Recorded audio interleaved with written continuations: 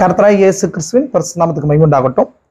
இந்த சாயங்கால வேளையில இன்னைக்கு ஒரு செய்தி, வெறும் செய்தியா ஒரு பிரசங்கமா பார்க்காதபடிக்கு ஒரு வேத தீர்க்கதரிசி கொடுத்த ஒரு புத்தகத்தை குறித்து இன்னைக்கு உங்களோட கூட ஒரு சில காரியங்கள் ரிவ்யூன்னு சொல்ல முடியாது, அதுல இருந்து ஒரு சில படிக்கிறதுக்கு யூஸ்ஃபுல்லா இருக்கிறதுக்காக ஒரு சில காரியங்களை நம்ம பார்க்கலாம். ஓகேங்களா? நல்லா கவனிச்சுக்கோங்க. அதை ஏன் பார்க்குறோன்னு சொன்னா, அந்த புத்தகம் ரொம்ப இம்பார்ட்டன்ட் புத்தகம். ஏன்னா அது ஐயா முடிவின் அடையாளமான்ற அந்த செய்தி புத்தகத்தை என்ன பண்ண போறோம், இன்னைக்கு பார்க்க போறோம். அதுக்கு ஏன் அந்த புத்தகத்தை பார்க்கணும் மற்ற புத்தகங்கள் இல்லாம அப்படின்னு சொன்னா, தீர்க்கதரிசி ஊழியத்துடைய முக்கியமான திறவுகோல் இந்த புஸ்தகத்துல இருக்குது. ஐயா முடிவின் அடையாளமான்ற புஸ்தகம் இல்லைங்களா? நீங்க வாட்ச் இங்கிலீஷ்ல பார்த்து சொன்னா, is is a sign of the end time sir. ஐயா முடிவின் அடையாளமான்ற அந்த புஸ்தகம். அந்த புஸ்தகம் கண்டிப்பா இந்த செய்தியில இருக்கிற ஒரு நபரும் வாசிக்க வேண்டிய புஸ்தகம். ஏன் வாசிக்கணும், என்ன காரணத்துக்காக வாசிக்கணும்னு சொன்னா, தீர்க்கதரிசி ஊழியத்துடைய சாவி திறவுகோலே இதுலதான் இருக்குது. அவரோட பிறப்புல இருந்து எதுக்காக தீர்க்கதரிசி இந்த பூமியில தேவனால் முன்குறிக்கப்பட்டு அனுப்பப்பட்டார் அப்படின்றதும், அவரோட வாழ்க்கையில நடந்த எல்லா விஷயங்களும் எதை நோக்கி அவரை நடத்தி சென்று கொண்டிருந்துச்சு, எதுக்காக அது ஒளியானது, தூதனானவர் அவரை பின்தொடர்ந்து வந்தார் அப்படின்ற எல்லா காரியங்களும் இந்த புஸ்தகத்தின் வழியா தான் வெளியே கொண்டு வருது. ஏன்னா இந்த செய்தியாளன் எதுக்காக வர வேண்டியனா இருக்கிறான் அப்படின்னு சொன்னா, வெளிப்படுத்தல் 10வது அதிகாரத்தை நம்ம வாசிக்கிறோம். அதுல என்ன சொல்லுதுன்னு சொன்னா, பலமுள்ள தூதன் திறக்கப்பட்ட ஒரு புஸ்தகத்தோடு வரும்போது பூமியில 7 இடிகள் சத்தமிட்டு முழங்குது இல்லைங்களா? அந்த பலமுள்ள தூதனுடைய சிங்க கர்ச்சனையின் விளைவாக பூமியில 7 இடிகள் சத்தமிட்டு முழங்குது. அந்த 7 இடிகளை யோவான் எழுதணும்னு சொல்லி அவர் முயற்சித்த போது இன்னொரு சத்தம் என்ன பண்ணுதுன்னு சொன்னா, இந்த 7 இடிகளின் சத்தத்தை எழுதாத, 7ஆம் தூதனுடைய சத்தத்தின் நாட்களிலே அவன் எக்காலம் ஊத போகிற போது இந்த ரகசியங்கள் எல்லாத்தையும் அந்த செய்தியாளன் மூலமா நான் திறப்பேன்னு சொல்லி, புரியுதுங்களா? இதை புரிஞ்சுக்கிறீங்களா? அப்போ 7ஆம் தூதனுடைய வேலை என்னன்னு சொன்னா, 7 இடிகளுக்கு பின்பதாக அந்த சிங்க கர்ஜனை, அந்த பலமுள்ள தூதனுடைய கர்ஜனையின் விளைவாக புறப்பட்டு வந்த 7 இடிகளுக்கு பின்பதாக இருக்கிற ரகசியத்தை யோவான் எழுதக்கூடாதபடிக்கு தடை செய்யப்பட்டார் இல்லையா? அதை 7ஆம் சபையின் காலத்துல ஒரு செய்தியாளன் அந்த ரகசியங்களை அந்த செய்தியாளன் மூலமா தேவன் திறக்கிறதா வாக்குரைத்தார். புரிஞ்சுங்களா உங்களுக்கு? அப்போ அந்த செய்தியாளன் யாருன்னு சொல்லி விசுவாசிக்கிறோம் நம்ம? சகோதரன் வில்லியம் மரியன் பிரெனாம் அப்படின்னு சொல்லி விசுவாசிக்கிறோம். அப்போ அந்த மனுஷன் மூலமா எப்படி இது பிராக்டிக்கலி அவருடைய ஊழியத்துல வெளியே வந்துச்சுன்றதை குறிச்சு பாக்குறோம். அவர் 1909 வருஷத்துல என்ன பண்ணாரு, பிறந்திருந்தாலுமே இந்த பர்டிகுலர் சாப்டர், இந்த பர்டிகுலர் வசனம் 1909 இல்ல 1933 வருஷத்துல அவர் பிரெனம் டாபர்னாக்கிள், அந்த பிரெனம் கூடாரத்தை கட்டும் போதோ 1946 வருஷத்துல தூதன் கிரீன் மில் அந்த குகையில அவர் இருக்கும்போது, அப்பொழுதோ அவருக்கு என்ன பண்ணலங்க, இது கிடைக்கல. எப்பொழுது இந்த ஊழியம் பிராக்டிக்கலி ஒரு லைஃபுக்குள்ள வருது அப்படின்னு சொன்னா, 1963 வருடத்துல இந்த ஊழியம், அதாவது 7 இடிகளுக்கு பின்பதாக இருக்கிற, சரியா சொன்னா 7 முத்திரைகளின் ரகசியம். எப்படி 7 முத்திரைகளின் ரகசியம் சொல்றீங்க பிரதர் அப்படின்னு சொன்னா, வெளிப்படுத்தல் 5வது அதிகாரத்துல அந்த புஸ்தகம் அவர் கரத்துல இருக்குது, ஆட்டுக்குட்டியோட கரத்துல. அந்த புஸ்தகத்தை சிங்காசனத்துல வீற்றிருக்கிறவருடைய கரத்துல இருக்குது. அததான் என்ன பண்றாரு, ஆட்டுக்குட்டியானவர் அடிக்கப்பட்டதின் விளைவாக அந்த ஆட்டுக்குட்டியானவருக்கு ஆட்டுக்குட்டியானவர் 6ஆம் அதிகாரத்துல தொடங்கி அந்த முத்திரைகளை, அந்த புஸ்தகத்தை திறந்து முத்திரைகளை என்ன பண்றாருங்க, அடையாள வடிவில திறக்கிறார். கரெக்டுங்களா? வாசிச்சிருக்கிறோமா? 6வது அதிகாரம் 6 முத்திரைகள் இருக்கு. 6வது அதிகாரத்துல எத்தனை முத்திரை இருக்குது? 6 முத்திரைகள் இருக்குது. புரிஞ்சா உங்களுக்கு? 7வது அதிகாரத்துல 7வது அதிகாரம் 1,44,000 பேரை குறிச்சு சொல்லப்படுது. 8வது அதிகாரம் 1வது வசனம் 7வது முத்திரையை குறிச்சு ஒரே ஒரு வசனம் சொல்லப்படுது. 8வது அதிகாரம் 2வது வசனத்துல இருந்து 9வது அதிகாரம் கடைசி வரைக்கும் 6 எக்காலங்களை குறிச்சு பேசுது. 10வது அதிகாரம் அந்த 7வது எக்காலம் பேசாதபடிக்கு 10வது அதிகாரம் தான் இந்த பலமுள்ள தூதன். 5வது அதிகாரத்துல ஆட்டுக்குட்டியானவர் அந்த புஸ்தகத்தை வாங்கி முத்திரையை திறந்த பின்பதாக பரலோகத்துல நடக்குது. 10வது அதிகாரத்துல ஒரு பலமுள்ள தூதன், வேறொரு பலமுள்ள தூதன் கையில அந்த புஸ்தகம் வர்றதா பாக்குறோம். ஏன்னா முதல் பலமுள்ள தூதன் யாருன்னு சொன்னா, 5ஆம் அதிகாரத்திலே ஒரு பலமுள்ள தூதனை பாக்குறோம். ஒரு சத்தமிட்டு அந்த புஸ்தகத்துக்கான அறைக்கூவல் விடுகிற ஒரு பலமுள்ள தூதன் என்ன பண்றாரு, பேசுறாரு. 10வது அதிகாரத்துல அந்த புஸ்தகம் திறக்கப்பட்ட ஆட்டுக்குட்டியான ஒரு முத்திரைகளை உடைச்சார் இல்லையா, அந்த புஸ்தகத்தை திறந்து கொண்டு வந்தார், பூமியில கொண்டு வந்திருக்கிறார். அப்போ அந்த முத்திரைகள் பரலோகத்துல திறக்கப்பட்ட அந்த முத்திரைகள் பூமியில கொடுக்கப்படுறதுக்காக வருது. ஓப்பன் திறக்கப்பட்ட புஸ்தகமா அது வருது. அப்போ அதுதான் வந்து 10ஆம் அதிகாரம். 10ஆம் அதிகாரத்துல அந்த முத்திரைகள் அந்த அந்த பலமுள்ள தூதன் சிங்க கர்ஜனையோடு கூட வரும்போது பூமியில 7 இடிகள் சத்தங்களை மிளங்கும் போதுதான் இப்போ அதுக்காக தான் பரலோகத்துல வாங்கப்பட்ட கிரியத்துக்கு வாங்கப்பட்ட அந்த புஸ்தகம் 10ஆம் அதிகாரத்துல பலமுள்ள தூதனுடைய கரத்துல வருது. அது வந்த பின்னாடி 10ஆம் அதிகாரம் 7ஆம் வசனத்துலதான் 7ஆம் சபையின் காலத்துல ஒரு செய்தியாளனால அது முழு ரகசியங்கள் திறக்கப்பட வேண்டியது அவசியமா இருக்கு. புரிஞ்சாங்களா?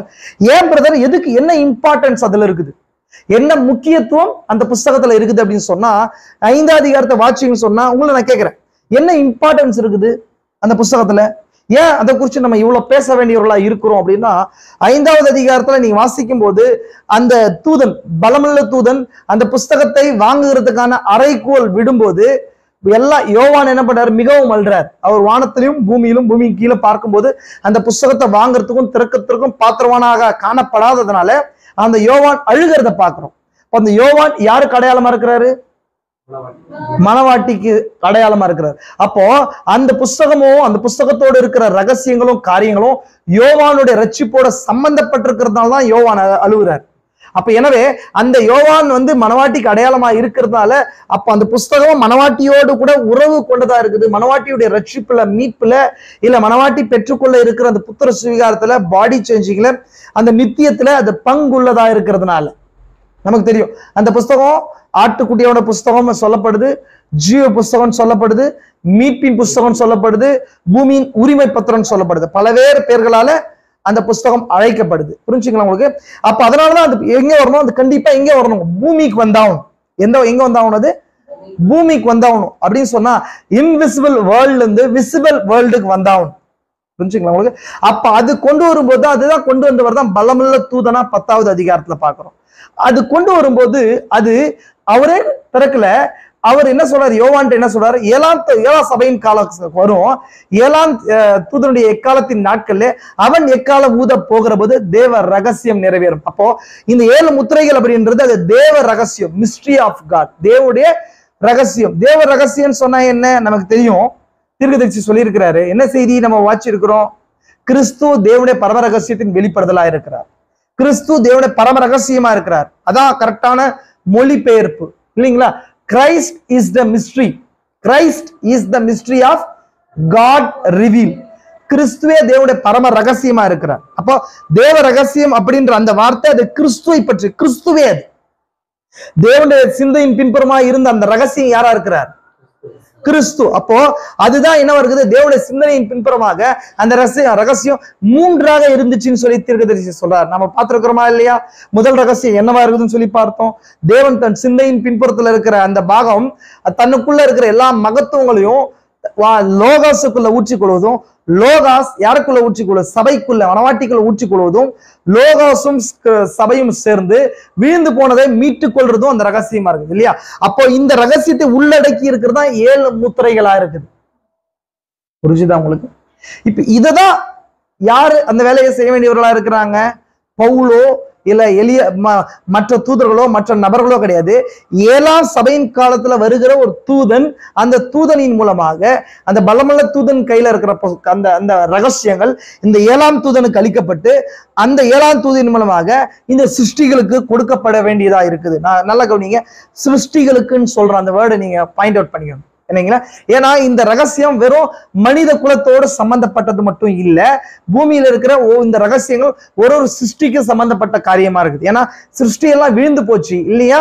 அப்ப அதெல்லாமே இந்த ரகசியங்களால, இந்த உரிமையினால மீட்டு கொள்ள வேண்டியதா இருக்குது. புரிஞ்சுக்கலாம்? எனவேதான் அந்த 7ஆம் தூதன் யாருன்னு சொல்லி நாம் விசுவாசிக்கிறோம்னு சொன்னா அது சகோதரன் வில்லியம் மேரியன் பிரெனாம் அப்படின்னு சொல்லி விசுவாசிக்கிறோம். அந்த மனுஷனுக்கு மூலமா இந்த வசனம் நிறைவேறணும்னு சொல்லி. புரிஞ்சுங்களா? எனவே இது எப்படி நிறைவேறுது அப்படின்றத நான் இன்னைக்கு காட்ட போறேன். இந்த செய்தி ஏன் பிரதர் இவ்வளவு நேரம் பேசுறீங்க, இந்த செய்திக்கான இன்ட்ரோடக்ஷனுக்காக தான் நான் பேசுறேன். ஏன் பேசுறீங்க அப்படின்னு சொல்லி கேட்டீங்கன்னு சொன்னா, நான் ஒரு ஷார்ட்டா அப்படின்னு சொன்னா ஒரு சுருக்கமா தீர்க்கதரிசி ஊழியத்தை இந்த புத்தகம் இந்த செய்தி கொடுக்கிற வரைக்கும் இருக்கிற காரியங்களை உங்களுக்கு நான் எக்ஸ்பிளைன் பண்றேன். புரிஞ்சுங்களா? தீர்க்கதரிசி ஏறக்குறைய 1909 வருஷம் பிறந்தார். ஏறக்குறைய இல்ல, எக்ஸாக்டா 1909 வருஷம் பிறந்தார். உங்களுக்கு தெரிஞ்சுக்கோங்க, நான் ஈவென்ட்ஸ் நிகழ்ச்சிகளின் தொகுப்பை, இந்த கிறிஸ்துவ உலகத்துல அந்த காலத்துல நடந்த நிகழ்ச்சிகளின் தொகுப்பை ஒரு ஆர்டர் ஃபாஸ்டா சொல்லிட்டே போறேன், கவனிச்சுக்கோங்க, ஃபாஸ்டா கவனிச்சுக்கோங்க. ஆன்லைன்ல பாக்குற நபர்களும் நீங்க கவனிங்க. முதல்ல தீர்க்கதரிசி 1900 வருஷம் மீன்ஸ் இந்த 20ஆம் நூற்றாண்டு தொடக்கம். அது அந்த தொடக்கத்திலேயே 2000 வருஷமா இல்லாம போன அந்த பரிசுத்தாவி ஊற்றப்படுதல் 1900வது வருஷத்துல அமெரிக்காவுல திரும்ப ஒரு சின்ன கூட்டத்துக்கு விழுந்துச்சு. 1900வது வருஷத்துல அதோட நீட்சி அதான் 1906வது வருஷத்துல வில்லியம் சீமோர் என்ற நபரின் மூலமாக டொபிகா கன்சாஸ்ல லூசியானா மாகாணத்துல திரும்பமா ஒரு சிறு கூட்டத்துக்கு பரிசுத்தாவியின் பரிசுத்தாவி என்ன பண்ணுச்சு, வரங்களோடு கூட வந்துச்சு. கவனிச்சுக்கோங்க நல்லா. இப்போ 20ஆம் நூற்றாண்டு ஆயிப்போச்சு. ஏன்னா வருகையின் அடையாளம் நடந்து கொண்டே இருக்குது. நமக்கு தெரியும் 7 சபை காலத்துல 7ஆம் சபை காலமா இருக்குது. லவோதிக்கேயா சபை 7வது சபையா இருக்குது. புரிஞ்சா இல்லைங்களா? அது என்ன சபையா இருக்குது? திரவிய சம்பன்னனான சபையா, ஒரு குறைவில்லை அப்படின்ற சொல்லுகிற சபையா, குருட்டு சபையா இருக்குது. புரிஞ்சுதாங்களா உங்களுக்கு? கவனிக்கிறீங்களா? நான் பொறுமையா பேசி கொண்டிருக்கிறேன். இப்ப இந்த நேரத்துல தேவன் பரிசுத்தாவியை அந்த சபைக்கு அனுப்பும் போது அவங்க பரிசுத்தாவியை என்ன பண்ணிட்டாங்க? லவோதிக்கேயா தீர்க்கதரிசி சொல்றாரு, வேதத்திலே ரொம்ப பரிதாபத்துக்குரிய காரியம் எதுவா இருக்குதுன்னா வெளிப்படுத்தல் 3வது அதிகாரம்ன்றார். கவனிக்கிறீங்களா? ஏன் 3வது அதிகாரம்னு சொன்னா, தேவன் தன் சொந்த சபையாலேயே புறக்கணிக்கப்பட்டவரா வெளியே நின்று கொண்டிருக்கிறவரா இருக்கிறாரு. ஏன்னா இன்னைக்கு அவரு சபைக்குள்ள இல்ல, அப்ப லவோதிக்கேயாவுக்கு உள்ள இல்ல அப்படின்றது அர்த்தமாகுது. அப்போ பரிசுத்தாவின் ஊற்றப்படுதல் அமெரிக்காவில் ஊற்றப்படும் போது அந்த ரிவைவல் உலகம் முழுசு போச்சு. ஆனா அந்த ரிவைவ்ல என்ன பண்ணலன்னு சொன்னா அடுத்த கட்டத்துக்கு மூவ் பண்ணி வார்த்தைக்குள்ள இந்த ஜனங்கள் வரல. புரிஞ்சுக்கோங்க நல்லா, புரிஞ்சுங்களா உங்களுக்கு? அப்போ அதே நேரத்துல 1906வது வருஷத்துல பெந்தகோஸ்தே எழுப்புதல் வந்தாலுமே அதுக்கு முடிஞ்சு ஒரு 3 வருஷம் கழிச்சு செய்தியாளன் பூமியில அனுப்பப்படுறார். அதுதான் சகோதரன் வில்லியம் மரியன் பிரன்ஹாம் அவர் அனுப்பப்படுறாரு. இவர் வந்த பின்பதாக அதை தொடர்ந்து 1914வது வருஷத்துல எத்தனை வருஷம் கழிச்சு 7 இயர்ஸ் கழிச்சு உலக ஃபர்ஸ்ட் வேர்ல்டு வார் வருது. ஃபர்ஸ்ட் வேர்ல்டு வார் வருது. ஏன் இது வருதுன்னு சொன்னா நமக்கு தெரியும். எப்பொழுதுமே ஒரு செய்தி வரும்போது என்ன பண்ணுவோம், ஜனங்கள் என்ன செய்தி என்ன பண்ணுவோம், ரிசீவ் பண்ணி ஏற்றுக்கொள்ளும். ஏற்றுக்கொள்ளாம போகும்போது ஜனங்கள் என்ன வந்து விழும், நியாய தீர்ப்பு. எப்பொழுதுமே போர் எதுக்கு அடையாளமா இருக்குதுன்னு சொன்னா எக்காலத்துக்கு அடையாளமா இருக்குது. எக்காலம் எதை அறிவிக்குது? போற யுத்தத்தை அறிவிக்குது. புரிஞ்சுங்களா உங்களுக்கு? தேவன் ஸ்பிரிச்சுவல் ட்ரம்பட்டை ஊதும் போது அதை ஏற்றுக்கொள்ளாம போகும்போது அவங்களுக்கு அது உலக ரீதியா போரை ஏற்படுத்துச்சு.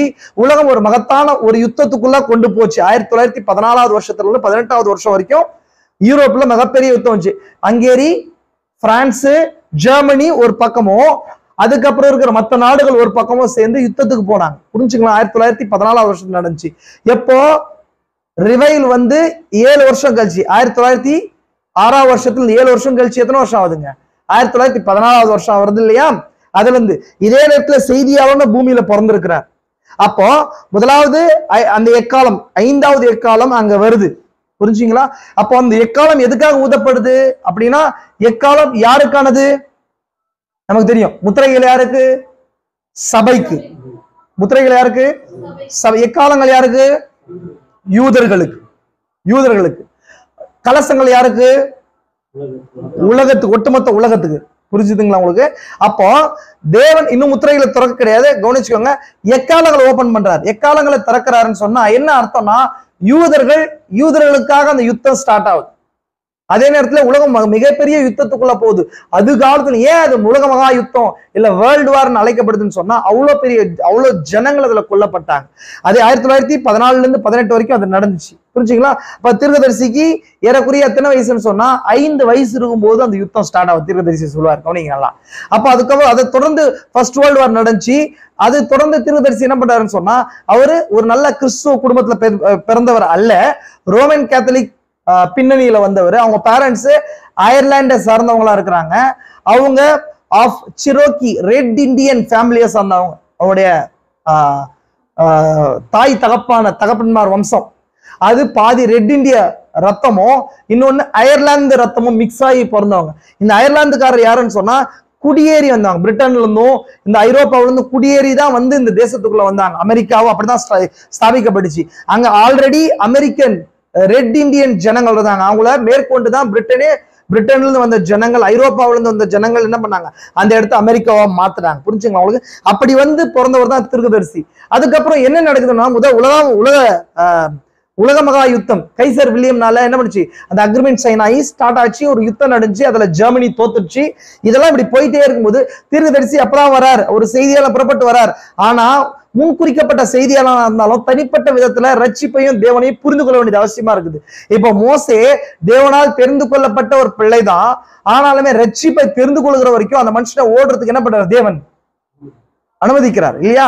தீர்க்கதரிசி சொல்றாரு, மாட்டை வந்து என்ன பண்றாருங்க, மாட்டு கயிறை நீளமா விட்டா தன்னைத்தானே என்ன பண்ணிடுமா, தூக்கு போட்டுக்குமா இல்லைங்க? அப்ப தேவன் என்ன பண்றாருன்னு சொன்னா, ஒரு மனுஷனை விடுறாரு, கயிறை விடுறாரு. அது கயிறு விட்டு கிட்ட போகும்போது, ஒரு எண்டுக்கு போகும்போது கழுத்து நெரிக்கும் போது என்ன பண்ணுவான், திரும்ப வருவான். அப்ப தீர்க்கதரிசி வாழ்க்கையில என்ன காரியத்தை செஞ்சாலும் சக்சஸ் ஆகாத நிலை காணப்படுது. அவர் ரொம்ப போர் ஃபேமிலியில, ரொம்ப ஏழ்மையான குடும்பத்துல பிறந்து வளர்ந்தவரா இருக்கிறார். அவர் கூட ஏறக்குறைய 9-10 பிள்ளைகள் பிறந்திருக்கிறாங்க அவங்க தாய்க்கு. அப்ப அப்படிப்பட்ட தகப்பனும் குடிகாரன தகப்பனா இருக்கிறார். இதெல்லாம் நீங்க தீர்க்கதரிசியுடைய வாழ்க்கை வரலாறு புத்தகத்துல நீங்க வாசிக்கலாம், இல்ல செய்தியில ஆடியோ இருக்குது, ஆடியோல கூட நீங்க கேட்கலாம் நான் சொல்ற விஷயங்கள்லாம். அப்ப இதை தொடர்ந்து தீர்க்கதரிசி என்ன பண்றாருன்னு சொன்னா, அப்படி போய் கொண்டிருக்கும் போது ஏறக்குறைய 1932-31 அந்த நேரத்துல இதுக்கு முன்பதாக இன்னொரு இம்பார்ட்டன்ட் விஷயம் சொல்றேன். தீர்க்கதரிசி 14 வயசு இருக்கும்போது, தீர்க்கதரிசிக்கு 1923 வருஷத்துல ஒரு ரொம்ப முக்கியமான இன்சிடென்ட் நடக்குது. அப்ப என்னன்னு சொன்னா, தன்னுடைய ஃப்ரெண்டு அவங்களுடைய வேலையே என்னன்னு சொன்னா ஹண்டிங், அதாவது வேட்டை தொழிலா இருக்குது. அவர் ஃப்ரிட்ஜ்ன்ற ஒரு நாயை வச்சுக்கொண்டு அவருடைய ஃப்ரெண்டு அவர் பேரு வந்து என்ன சொல்லுவாங்க, ஜிம்பூல் அப்படின்றவர், அவரு கூட போய் வேட்டைக்கு போகும்போது அந்த துப்பாக்கி வச்சிருக்கிறாங்க, அது எக்ஸ்ப்ளோட் ஆயிடுது, வெடிச்சு கால் 2 முட்டிகளும் என்ன பண்ணுது, வெடிச்சிடுது. இதெல்லாம் நீங்க வாழ்க்கை வரலாறுல நீங்க பார்த்திருப்பீங்க. வெடிச்ச பின்பதாக தீர்க்கதரிசி காலை எடுக்கணும்னு சொல்லி ஆபரேஷன் பண்ணி பண்றாங்க. அந்த நேரத்துல மருந்து கிடையாது, அதாவது மத்து மருந்து கிடையாது. அந்த நேரத்துல ஆபரேஷன் பண்றாங்க. ஏறக்குறைய 6 மாசம் அவருக்கு அந்த பெயின்ல இருக்கிறாரு. அந்த நேரத்துல அவருக்கு ஒரு என்ன பண்ணுங்க, தர்ஷனம் வருது. அந்த தர்ஷனம் தான் தீர்க்கதரிசி எங்க போறாரு, பாதாளத்துக்கு போறாரு இல்லைங்களா? பாதாளத்துக்கு கீழே போய் அந்த இடத்துல ஒரு எக்ஸ்பீரியன்ஸ் அவருக்கு கிடைக்குது. ஆனாலும் உண்மையான தேவனை குறிச்சுதான அந்த நாலேஜ் அவருக்கு என்ன பண்ண கிடையாது இல்ல. அதை தொடர்ந்து 6 மாசம் கழிச்சு திரும்ப ஒரு ஆபரேஷன் அவர் காலில் செய்து, அப்ப வந்து இன்னொரு தர்ஷனம், மேற்கு நோக்கி இருக்கிற மாதிரி ஒரு தர்ஷனத்தை பாக்குறாரு. ஒரு வெண் சிலுவை அவர் மேல அடிக்கிற மாதிரி பாக்குறாரு. இந்த தர்ஷனத்தை அவர் என்ன பண்றாரு பாக்குறாரு. எப்போ 1923 வருஷம், அவர் 14வது வயசுல இந்த எக்ஸ்பீரியன்ஸ் நடக்குது தீர்க்கதரிசி. கவனிங்க. இதை தொடர்ந்து 1932 வருஷம் 31வது வருஷம் தீர்க்கதரிசி அந்த தேவனை பற்றி, கிறிஸ்துவத்தை குறிச்சு ஒரு நாலேஜ் வருது. அவருக்கு கிறிஸ்துவத்தை குறிச்சு இன்ட்ரோடியூஸ் பண்ணி அவர் உள்ள வராரு. 1932 வருஷத்துல என்ன பண்ணாருன்னு சொன்னா, ஃபர்ஸ்ட் பேப்டிஸ்ட் சர்ச்சில் தான் ஒரு துணை ஊழியரா தீர்க்கதரிசி இருக்கிறார் இல்லைங்களா? அப்போ இருக்கும்போது தான் 1933 வருஷத்துல, கவனிங்க, நான் உங்ககிட்ட தான் பேசுறோம், இம்பார்ட்டன்ட் விஷயத்த பேசிட்டு இருக்கிறேன். இதெல்லாம் உங்களுக்கு புரியாம 100% இந்த செய்தியுடைய முழு சாராம்சத்தை புரிந்து கொள்ள முடியாது. அதனாலதான் இந்த ஸ்டோரியா பொறுமையா சொல்லி கொண்டிருக்கிறேன். நீங்க செய்தி வாசிக்கிறதுக்கு ரொம்ப யூஸ்ஃபுல்லான விஷயங்கள் இதெல்லாம். அதுக்கப்புறம் 1932 வருஷம் இருக்கும்போது ஒரு உடன் ஊழியரா இருக்கும்போது அந்த சபையில பெண் பிரசங்கிகளை பிரசங்கிக்கிறதுக்கோ ஊழியர் செய்யறதுக்கோ அந்த சபை ஊழியக்காரரு ஆர்டினேஷன் பண்ணும் அப்படின்னு சொல்லும்போது தீர்க்கதரிசி என்ன பண்றாரு, அதை ரிஜெக்ட் பண்ணிட்டு வெளியே வந்து 1933 வருஷத்துலதான் தனியா பிரணம் டாபர்னாக்கலை கட்டுறதுக்கான அஸ்திபாரத்தை போடுறாரு. நமக்கு தெரியும், ஜெப்பர்சன் வில்ல ஸ்பிரிங் ஸ்ட்ரீட்டுடைய மூலையில 8th பென் ஸ்ட்ரீட்ல என்ன பண்றாரு, இன்னைக்கும் நீங்க இதுல நீங்க யூடியூப்ல பார்த்தாலும் சரி இருக்கும். அந்த இடத்துல என்ன பண்றாருன்னு சொன்னா, ஒரு சின்ன குளம் இருக்குது. அந்த இடத்துல லீலி புஷ்பங்கள் வளர்ந்த அந்த இடத்துல சேரு நிறைந்த அந்த பகுதியில தான் அந்த லேண்டை தீர்க்கதரிசி என்ன பண்றாரு, வாங்கி அங்க பிரணம் டாபர்னாக்கலை கட்டுறாரு. இத அந்த மூளைக்கல்ல நடுற அந்த காலையில தீர்க்கதரிசிக்கு தர்ஷனம் வருது. நான் அந்த தர்ஷனத்தை நான் ஆல்ரெடி தீமோத்தேயுன்ற செய்தியில எக்ஸ்பிளைன் பண்ணியிருப்பேன். நான் அதை திரும்ப உள்ள போகல. அப்ப என்ன செய்யப்படுது, அந்த தீமோத்தேயுல சொல்லப்பட்ட வசனம் அவருக்கு சொல்லப்படுது. சமயம் வாய்த்தாலும் வாய்க்காவிட்டாலும் திருவசனத்தை ஜாக்கிரதையாய் உபதேசி அப்படின்னு சொல்லப்படுது. இது 2 தீமோத்தேயு 4வது அதிகாரத்துல சொல்லப்பட்ட அந்த வசனம் ரொம்ப தீர்க்கதரிசிக்கு ஒரு வாழ்க்கையில ரொம்ப இம்பார்ட்டன்டான விஷயம். அப்போ சில கடைசி மேலும் கொடிய காலங்கள் வரும். ஜனங்கள் செவி தின உள்ளவர்களாகி தன் சுய இச்சைகளுக்கு ஏற்ற போதர்களை திரளாய் சேர்த்து கொண்டு கட்டுக்கதைகளுக்கு கேட்டு சத்தியத்திட்டு விலகி போகும் காலம் வரும் சொல்லப்பட்டுச்சு. அப்ப தீர்க்கதரிசி அப்பதான் அந்த பிரணம் டபர்னாக்களுடைய அஸ்திபாரத்தை போடுறாரு. அதே நேரத்துல அவருக்கு என்ன பண்ணுது, இந்த தர்ஷனம் கொடுக்கப்படுது. எந்த தர்ஷனம்? ரெண்டு விதமான மரங்கள்ல என்ன பண்றாரு தீர்க்கதரிசி, அந்த கிளைகளை முறிச்சு நட்டு கொண்டே போறார். அதுல இருந்து வர்ற மரத்துல கனிகளை தீர்க்கதரிசி கூடையில நிரப்புறார் இல்லைங்களா. அதை தொடர்ந்து கூடாரத்தை பாக்குறாரு. அவர் கட்டின கூடாரம் பிரணம் டபர்னாக்கல் இருக்குது, மேல பிரணம் டபர்னாக்கல் சொல்லி எழுதப்பட்டிருக்குது. என்ன சொல்லப்படுது? இது உன்னுடைய கூடாரம் அல்லன்னு சொல்லப்படுது. புரிஞ்சுங்களா? அதை தொடர்ந்து தான் இந்த மரங்களை குறிச்சு தர்ஷனம் அவருக்கு வருது. இது இப்படி பாக்குறாரு, அவர் ஊழியத்தை பாக்குறாரு. புரிஞ்சுக்கலாம் உங்களுக்கு? அப்போ இதே நாள்ல தான் தீர்க்கதரிசிக்கு என்ன கிடைக்குதுன்னு சொன்னா, தொடர்ந்து ஒரு காலையில அவர் 2 வாரங்கள் ஒரு ரிவைவல் மீட்டிங் நடத்துற அந்த நேரத்துல தான் தீர்க்கதரிசிக்கு ஸ்ட்ரைட்டா 7 தர்ஷனங்கள், உலக முடிவை பத்தி 7 தர்ஷனங்கள் கொடுக்கப்படுது. நம்ம அதையும் கூட செய்திகள்ல பார்த்திருக்கிறோம். 7 தர்ஷனங்கள் தொடர்ச்சியா கொடுக்கப்படுது. அதை வச்சுதான் தீர்க்கதரிசிக்கு அவரோட வருகை நேரம் லவோதிகேய சபை காலம் முடிவுன்னு சொல்லி தீர்க்கதரிசி சொல்றாரு. முதலாவது தர்ஷனம் நமக்கு தெரியும் இல்லைங்களா? என்னங்க அந்த தர்ஷனத்துல முதலாவது பகுதி என்னங்க? எத்தியோப்பியா மீது யார் படையெடுத்து போறது? ஹிட்லர் கிடையாது, முசோலினி படையெடுத்து போறது. 2வது என்னன்னு சொன்னா, ஹிட்லர் செகண்ட் வேர்ல்டு வார் காரணமா இருக்கிறது.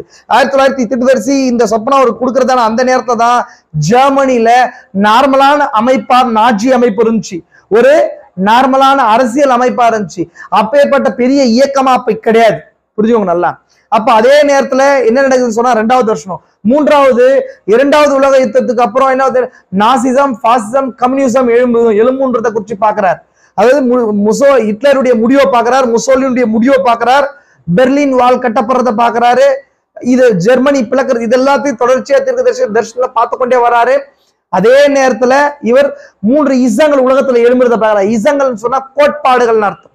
நாசிசம், பாசிசம், கம்யூனிசம் கோட்பாடு எழும்புறத பாக்குறாரு. இந்த கம்யூனிசம் இந்த 2 இசங்களை அது முழுங்கி போறது, அப்படின்னா தனக்குள்ள உட்கிரகித்து கொள்றத பாக்குறாரு. புரிஞ்சுதுங்களா உங்களுக்கு? அதுக்கப்புறம் என்னன்னா 2வது உலக யுத்தத்துக்கு அப்புறம் பெண்களுடைய மாரல் லைஃப் மோசமா வருது, ட்ரெஸ்ஸிங்க பாக்குறாரு இல்லைங்களா. அதை தொடர்ந்து இந்த விஞ்ஞான வளர்ச்சியில ஏற்படுற மாற்றங்களை குறிச்சு பாக்குறாரு இல்லைங்களா. அதுக்கப்புறம் அமெரிக்காவில் ஒரு பெண் எழும்புறத பாக்குறாரு, ஒரு குரூரமான அழகான ஸ்திரீ எழும்புறத பாக்குறாரு. அதுக்கப்புறம் அமெரிக்கா புகைக்காடா மாறுறத பாக்குறாரு. இதுதான் 7 தர்ஷனங்கள் தீர்க்கதரிசி கொடுக்கப்படுது. புரிஞ்சுக்கலாம் உங்களுக்கு? இதை தொடர்ந்து 1933 வருஷத்துல இருந்து ஏறக்குறைய 45 வரைக்கும் தீர்க்கதரிசி மினிஸ்ட்ரி ஜெபர்சன்வில்ல இந்தியானாவுல பிரணம் டபர்னாக்கல் மினிஸ்ட்ரி பண்றாரு. அப்படி பண்ணிக்கொண்டே இருக்கும்போது அவர் சிறு வயதுல இருந்தே ஒரு ஒளி அவரை பின்தொடர்ந்து கொண்டே வருது. அவர் சிறு வயதுல இருந்தே தர்ஷனங்கள் கொடுக்கப்பட்டு கொண்டே வருது. கவனிச்சுக்கோங்க, நான் வாழ்க்கை வரலாறு சுருக்கமா சொல்லி கொண்டிருக்கிறேன். அதை குறிச்சு அவர் அந்த தர்ஷனங்கள் நிறைவேறும் போது கூட அநேக ஊழியர்கள் அதை அக்செப்ட் பண்ணல, ஏற்றுக்கொள்ள. அது பிசாசினால உண்டாயிருந்துச்சின்னு சொல்றாங்க. ஆனாலுமே அதை நிறைவேறிக்கொண்டே இருக்குது. ஆனா அதை குறிச்சு அவருக்கு விளக்கங்கள் தெரியவே இல்லை. இதே நேரத்துல அந்த அமெரிக்காவில் எழுந்த அந்த பெந்தகோஸ்தே ரிவைவல் ஒரு கட்டத்துக்கு மேல ஏறி கீழே இறங்குது. எந்த ஒரு எழுப்புதலும் மேல ஏறி என்ன ஆகணும், ஒரு கட்டத்துல கீழே இறங்கணும். அப்போ அவங்க ரிவைவல அமெரிக்க ஜனங்களை ஏற்றுக்கொள்ளாம போகும்போது 1944 இருந்து 46 வரைக்கும் அமெரிக்காவில் இந்த எழுப்புதலை எடுத்த மகத்தான 3 ஊழியக்காரர்கள் என்ன பண்றாங்க, காட்சியிலிருந்து விளக்கப்படுறாங்க. ஒன்னு சார்ல்ஸ் பிரைஸ், 2வது ஆமி மெக்பெர்சன் சொல்ற ஒரு பெண் ஊழியக்காரி, 3வது வில்லியம் விகில்ஸ்வர்த் ரொம்ப ஃபேமஸான ஊழியக்காரர். இந்த 3 நபர்களும் 1944 இருந்து 2வது உலக யுத்தம் 1939 இருந்து 44-45 வரைக்கும் நடக்குது. அது 2வது உலக யுத்தம்ன்றது 6வது எக்காலமா இருக்குது. புரிஞ்சா உங்களுக்கு? எக்காலங்கள் என்ன செய்யுதுன்னு சொல்லி பார்த்தோம். எக்காலங்கள் ட்ரம்பட்ஸ் ரெப்ரசன்டேட்டிவ் பொலிட்டிக்கல் டிஸ்டர்பன்ஸ், அரசியல் தகராறையும் போரையும் குறிக்குதுன்னு சொல்லி பார்த்திருக்கிறோமா இல்லையா? அப்ப இது எதுக்காக நடக்குதுன்னு சொன்னா, யூதர்களை தேசத்துக்குள்ள கொண்டு வரதுக்காக நடக்குது. அதே டைம்ல 7வது சபைக்கால செய்தியாளர் இந்த பூமிக்கு வந்திருக்காரு. ஆனா தான் வந்ததுடைய பர்பஸ தீர்க்கதரிசி என்ன பண்ணல, அறிந்து கொள்ள. அவர் வாழ்க்கை குழப்பமான சூழ்நிலை நடந்து கொண்டே இருக்குது. அவர் ஒரு சிறு மந்தைய மேய்க்கிற நபரா இருந்திருக்கிறார். கவனிச்சு கொண்டே வரீங்களா? புரிஞ்சுதுங்களா? இது வரைக்கும் நான் பேசின காரியங்கள் புரியுதா? ஆன்லைன்ல பாக்குற நபர்களும் அதை புரிஞ்சு கொள்ளுங்க. இப்போ இதை தொடர்ந்து என்ன நடக்குதுன்னா, இந்த 3 ஊழியக்காரர்களும் அமெரிக்காவுல மிகப்பெரிய எழுப்புதலை கொண்டு வந்த பெரிய மூமெண்ட்ஸ், அதாவது ஆமி மெக்பெர்சன் அவங்க 4 ஸ்கொயர் மூமெண்ட் சொல்லி ஒரு பெரிய மொமெண்ட்டை என்ன பண்றாங்க, கொண்டு வந்து அமெரிக்கா தேசத்துல ஊழியம் செஞ்ச ஊழியக்கார பெண்மணி. புரிஞ்சுங்களா உங்களுக்கு? இவங்க எல்லாம் என்ன பண்றாங்க, காட்சியை விட்டு போன பின்பதாக அதே நேரத்துல 2வது உலக யுத்தம் நடக்கும்போது பிரிட்டன் ஜெயிக்குது. புரியுதுங்களா உங்களுக்கு? 2ஆம் உலகத்துல உலகம் 3 பகுதிகளா பிரிஞ்சிருச்சு, 3 பார்ட்டா பிரிஞ்சிச்சு. நேச நாடுகள்ன்றது பிரிட்டனும் அமெரிக்காவும் பிரான்ஸும் இதெல்லாம் ஒரு பக்கம் இருக்குது, புரிஞ்சுக்கலாம் உங்களுக்கு? அதை தொடர்ந்து ஜெர்மனி ஒரு பக்கம், ஜெர்மனி அதே போல இட்டலி ஒரு பக்கமும், முஸ்லிம் நாடுகள் இருக்கு இல்லைங்களா, அவங்க எல்லாம் ஒரு பக்கம் நிக்கிறாங்க, புரிஞ்சுங்களா உங்களுக்கு? போலாந்து இவங்க எல்லாம் ஒரு பக்கம் நிக்கிறாங்க. அதே போல ரஷ்யாவும் ஜப்பானும் ஒரு பக்கம் நிக்குது. உலகம் 3 டிவைட் ஆகி உலகம் ஒரு அழிவுக்குள்ள போய்கொண்டே இருக்குது, புரிஞ்சுக்கலாம் உங்களுக்கு? அப்போ இதெல்லாம் எதை நோக்கி இதுனா, அது வரைக்கும் யூதர்களுக்கு ஒரு நாடே இல்லாம இருந்துச்சு, ஆனா 1914-18 வரைக்கும் யூதர்களுக்கு ஒரு நாடு தேவைன்னு சொல்லி ஒரு பால்ஃபர் அப்படின்ற டிக்ளரேஷன் அப்படின்னு சொன்னா கையெழுத்து சைன் ஆகுது. அந்த ஃபர்ஸ்ட் வேர்ல்டு வார்ல அதுக்கான முயற்சிகள் முன்னெடுக்குது. ஏன்னா அந்த ஃபர்ஸ்ட் வேர்ல்டு வார் எத்தனாவது எக்காலம்னு சொல்லி பார்த்தோம், 5வது எக்காலம்னு சொல்லி பார்த்தோம். ஏன்னா அந்த எக்காலம் வரும்போது ஒரு தூதன் கட்டவிழ்க்கப்பட்டு ஒரு முத்திரையானது இடப்படுது, வாக்குத்தத்தம் பண்ணப்பட்ட அந்த ஜனங்கள் மீது முத்திரையின் ஜனங்கள் வெளியாகிறாங்க, புரிஞ்சா உங்களுக்கு?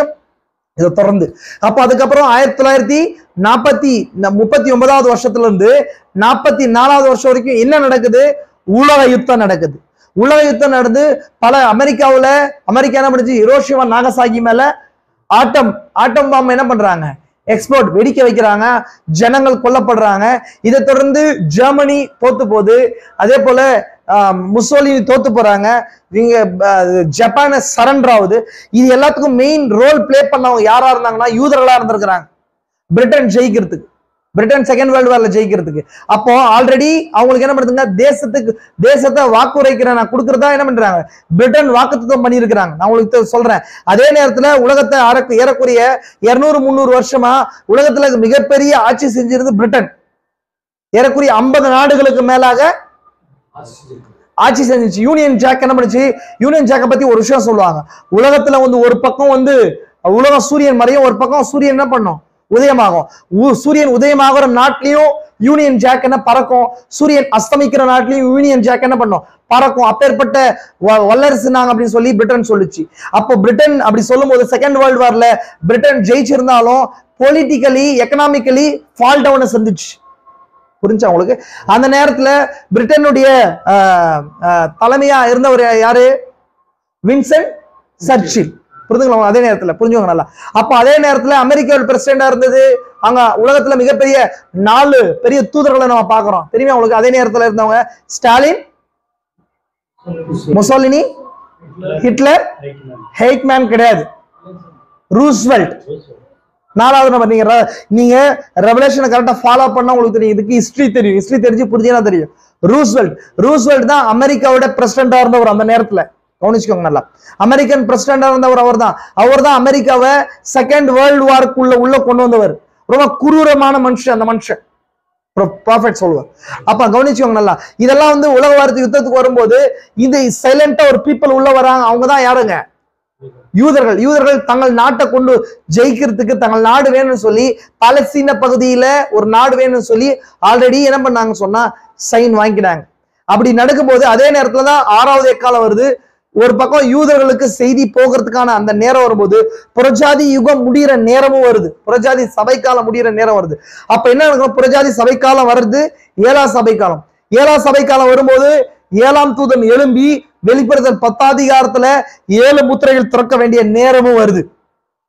புரிஞ்சுதா உங்களுக்கு? இது வரைக்கும் நான் பேசின விஷயம் புரியுதா?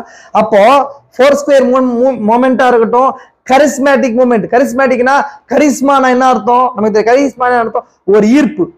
அந்த ஈர்ப்பை என்ன பண்ணிச்சு சொன்னா பெந்தகோஸ்தே மொமெண்ட் 1906ஆம் வருஷத்துல வந்த பெந்தகோஸ்தே மொமெண்ட் வரங்கள் என்ன பண்ணுது, வரங்கள் புதுப்பிக்கப்படுதல் மூலமா உலகம் முழுசும் கொண்டு போய் அவங்க பரிசுத்தாவிக்குள்ள வராம தங்களை ஸ்தாபனமா ஆக்கி கொண்டாங்க. இயேசு கிறிஸ்துவ நாமத்தை அவங்க புறக்கணிச்சாங்க. இப்போ இதை தேவன் என்ன பண்ணாரு, ஸ்தாபனமா மாறிடுச்சு. அது ஒரு தேவன் அந்த கூட்டத்துக்கு ஒரு ஜெனரேஷன் வெயிட் பண்ணாரு. ஒரு ஜெனரேஷன் எத்தனை வருஷம் தெரியுமா உங்களுக்கு, 40 வருஷம். 40 வருஷம் வெயிட் பண்ணாரு.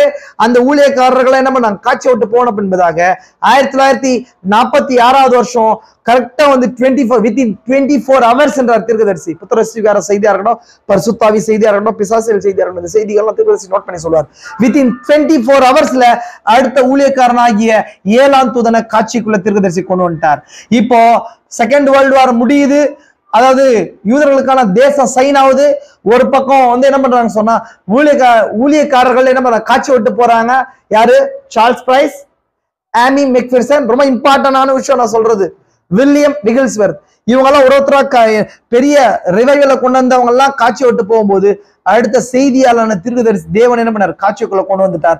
தான் உலகத்தோரத்து முன்னாடி சிந்தையில அந்த ரகசியத்தை, பூமியின் மீட்புக்குரிய ரகசியத்தை கொண்டு வரதுக்கு செய்தியாளன என்ன பண்றாரு, காட்சி கொண்டு வந்துட்டாரு. அதான் 1946 வருஷம்.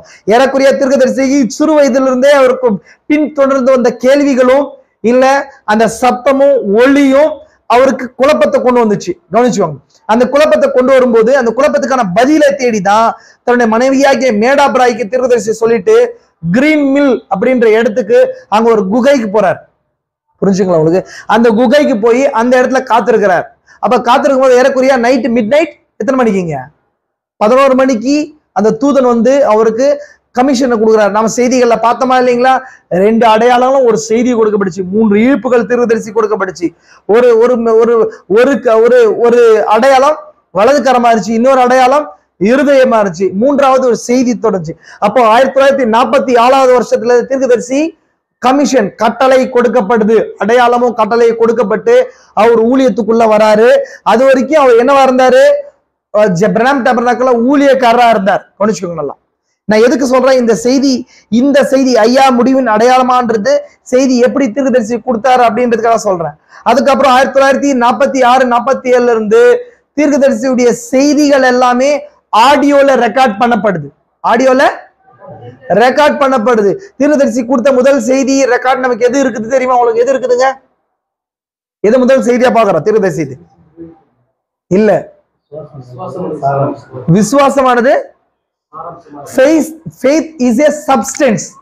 விசுவாசம் சாராம்சமா இருக்குதுன்னு சொல்லி அதனாலதான் தீர்க்கதரிசி இனி நமக்கு ஆடியோ ரெக்கார்ட் ஸ்டார்ட் ஆகுது. புரிஞ்சுங்களா உங்களுக்கு? அப்ப தீர்க்கதரிசியுடைய கடைசி செய்தி என்ன?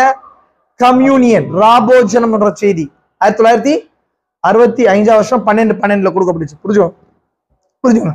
அப்ப இதை தொடர்ந்து தீர்க்கதரிசி முதல் இழுப்பின் ஊழியத்தை 1947-46 ஸ்டார்ட் ஆயிடுச்சு. 1950 வருஷம் வரைக்கும் முதலாம் இழுப்பின் ஊழியம் போகுது. என்னன்னு சொன்னா, தன்னுடைய இடது கரத்தினால அந்த பேஷன்ஸுடைய வலது கரத்தை தொடும்போது அவங்க உள்ள இருக்கிற கிருமியின் பாதிப்பு, பிசாசுடைய பாதிப்பு இருந்துச்சு சொன்னா இவருக்கு தெரியும்னு சொல்லி அவருடைய வியாதியுடைய நிலையை கண்டறியறதுக்காக, வியாதி என்னன்றது இவருக்கு தேவன் என்ன பண்றாரு, வெளிப்படுத்துறார். 1950 வரைக்கும் அந்த மினிஸ்ட்ரி போது 1950 வருஷம் தீர்க்கதரிசி நியூ மெக்சிகோ அங்க போகும்போது, கனடா தேசத்துக்கு போகும்போது அங்க ரெஜினா அப்படின்ற இடத்துல மேடையில அவருக்கு என்ன பண்றாங்க, 2வது இழுப்பின் ஊழியம் வருது. இருதயத்தின் ரகசியங்களை திறக்கிறது 2வது இழுப்பின் ஊழியம் வருது. 1950 அது நடக்குது. 50 இருந்து 59 5 வரைக்கும் அந்த ஊழியம் வருது. 55வது அதிகாரத்துல 55வது வருஷத்துல 3வது இழுப்பின் ஊழியத்துக்கான அழைப்பு தரிசனமும் கொடுக்கப்படுது. நான் ஆல்ரெடி இந்த செய்தி எல்லாம் உங்களுக்கு சொல்லியிருக்கேன், ஞாபகம் இருக்கா? அவருக்கு 3வது இழுப்பின் தரிசனம் 3 பகுதிகளா கொடுக்கப்பட்டிருக்குதா இல்லையா? முதல் பகுதி என்ன ஞாபகம் இருந்தா சொல்லுங்க. முதல் பகுதி என்ன? பீட அழைப்பை பற்றி தரிசனம் வருதா? ஏன்னா 1902 இந்த 2 அடையாளங்களை தீர்க்கதரிசி என்ன பண்றாரு, பப்ளிக் ஷோ பண்ணதுனால பிசாசத்தை ஃபாலோ பண்ணிட்டான். நிறைய பேர் என்ன பண்றாங்க, அதுக்கு தீர்க்கதரிசிக்கு பின்பதாக வந்த ஊழியக்காரர் எல்லாம் இதை ஃபாலோ பண்ணி என்ன பண்ணாங்க, ஜனங்கள் தவறான பாதைக்கு வழி நடத்துறதுக்கு தீர்க்கதரிசியுடைய அந்த மினிஸ்ட்ரி எக்ஸ்போசிங் காரணமா அமைஞ்சிடுச்சு. அதனால அநேக பேர் அற்புத அடையாளங்களாக வந்துட்டு வார்த்தையை ஃபாலோ பண்ணாம போயிட்டாங்க. ஆல்டர் கால் இல்லாம மீன்ஸ் தங்களை ஒப்பு கொடுக்காதவர்களா போயிட்டாங்க. இதை குறிச்சு தீர்க்கதரிசிக்கு அந்த தர்ஷனத்துல கடிந்து கொள்ளப்படுறார். நம்ம பார்த்திருக்கிறோம் முதல் தர்ஷனம். நீங்க இதை படிக்கணும்னு சொன்னா வாட் இஸ் எ விஷன், தர்ஷனம் ஆவது என்னன்ற செய்தியா இருந்தாலும் சரி, இன்னர் வெயில் உள்திரை என்ற செய்தியா இருந்தாலும் சரி, why people are so tossed about, சில ஜனங்கள் அலைக்கழிக்கப்படுகிற இந்த செய்தியெல்லாம் நீங்க வாசிச்சா இது புரியும். நான் ஆல்ரெடி உங்களுக்கு சொல்லியிருக்கிறேன். அதுல தீர்க்கதரிசி இது என்ன பிரச்சனை, எதனால இந்த தீர்க்கதரிசி இந்த செய்தியை கொடுக்குறாருன்றதெல்லாம் விளக்குவார், எக்ஸ்பிளைன் பண்ணுவார். அந்த நேரத்துல தீர்க்கதரிசி ஊழியத்தை விட்டு போகிற கண்டிஷன் வந்துருது. அப்பதான் இந்த 3வது இழுப்பின் ஊழியம் அவருக்கு தர்ஷனமா கொடுக்கப்படுது. முதல்ல இந்த தர்ஷனம், இந்த பீட அழைப்பை பற்றி தர்ஷனம். 2வது தர்ஷனம் என்ன தர்ஷனம்? மீன் பிடிக்கிறத குறிச்சு தர்ஷனம் நான் உங்களுக்கு சொல்லியிருக்கிறேன். அதுல 3 வகையா பாக்குது. 1 சிறு மீன்கள், 2வது சிறு மீன்கள், மூன்றாவது ரெயின்போ ட்ரவுட், மூன்றாவது வகை, மூன்றாவது இழுப்பின் ஊழியமா அது இருக்குதுன்னு சொல்லி நம்ம பார்த்தோம். அடுத்த தர்ஷனம் தான் கூடார தர்ஷனம், 10th மினிஸ்ட்ரின்னு சொல்லப்படுது. இதை தொடர்ந்து தீர்க்கதரிசி தெரிஞ்சு மூன்றாவது இழுப்பின் ஊழியம் வருது, நான் உன்னை அங்கு என்ன பண்ணுவேன், சந்திப்பேன். இதுதான் மூன்றாவது இழுப்பு, இது ஒருவருக்கும் அறிவிக்காதன்னு சொல்லி. அதுக்கு தீர்க்கதரிசிக்கு சொன்ன வசனம் எது, நீ வந்து உள்ளறைய பூட்டி என்ன பண்ணு, ஜெபம் பண்ணு, அவர் வெளியரங்கமா உனக்கு பலனளிப்பாருன்னு சொல்லி. அந்த கூடார தர்ஷனத்துக்கு கொடுக்கப்பட்ட வசனம் அதுதான்.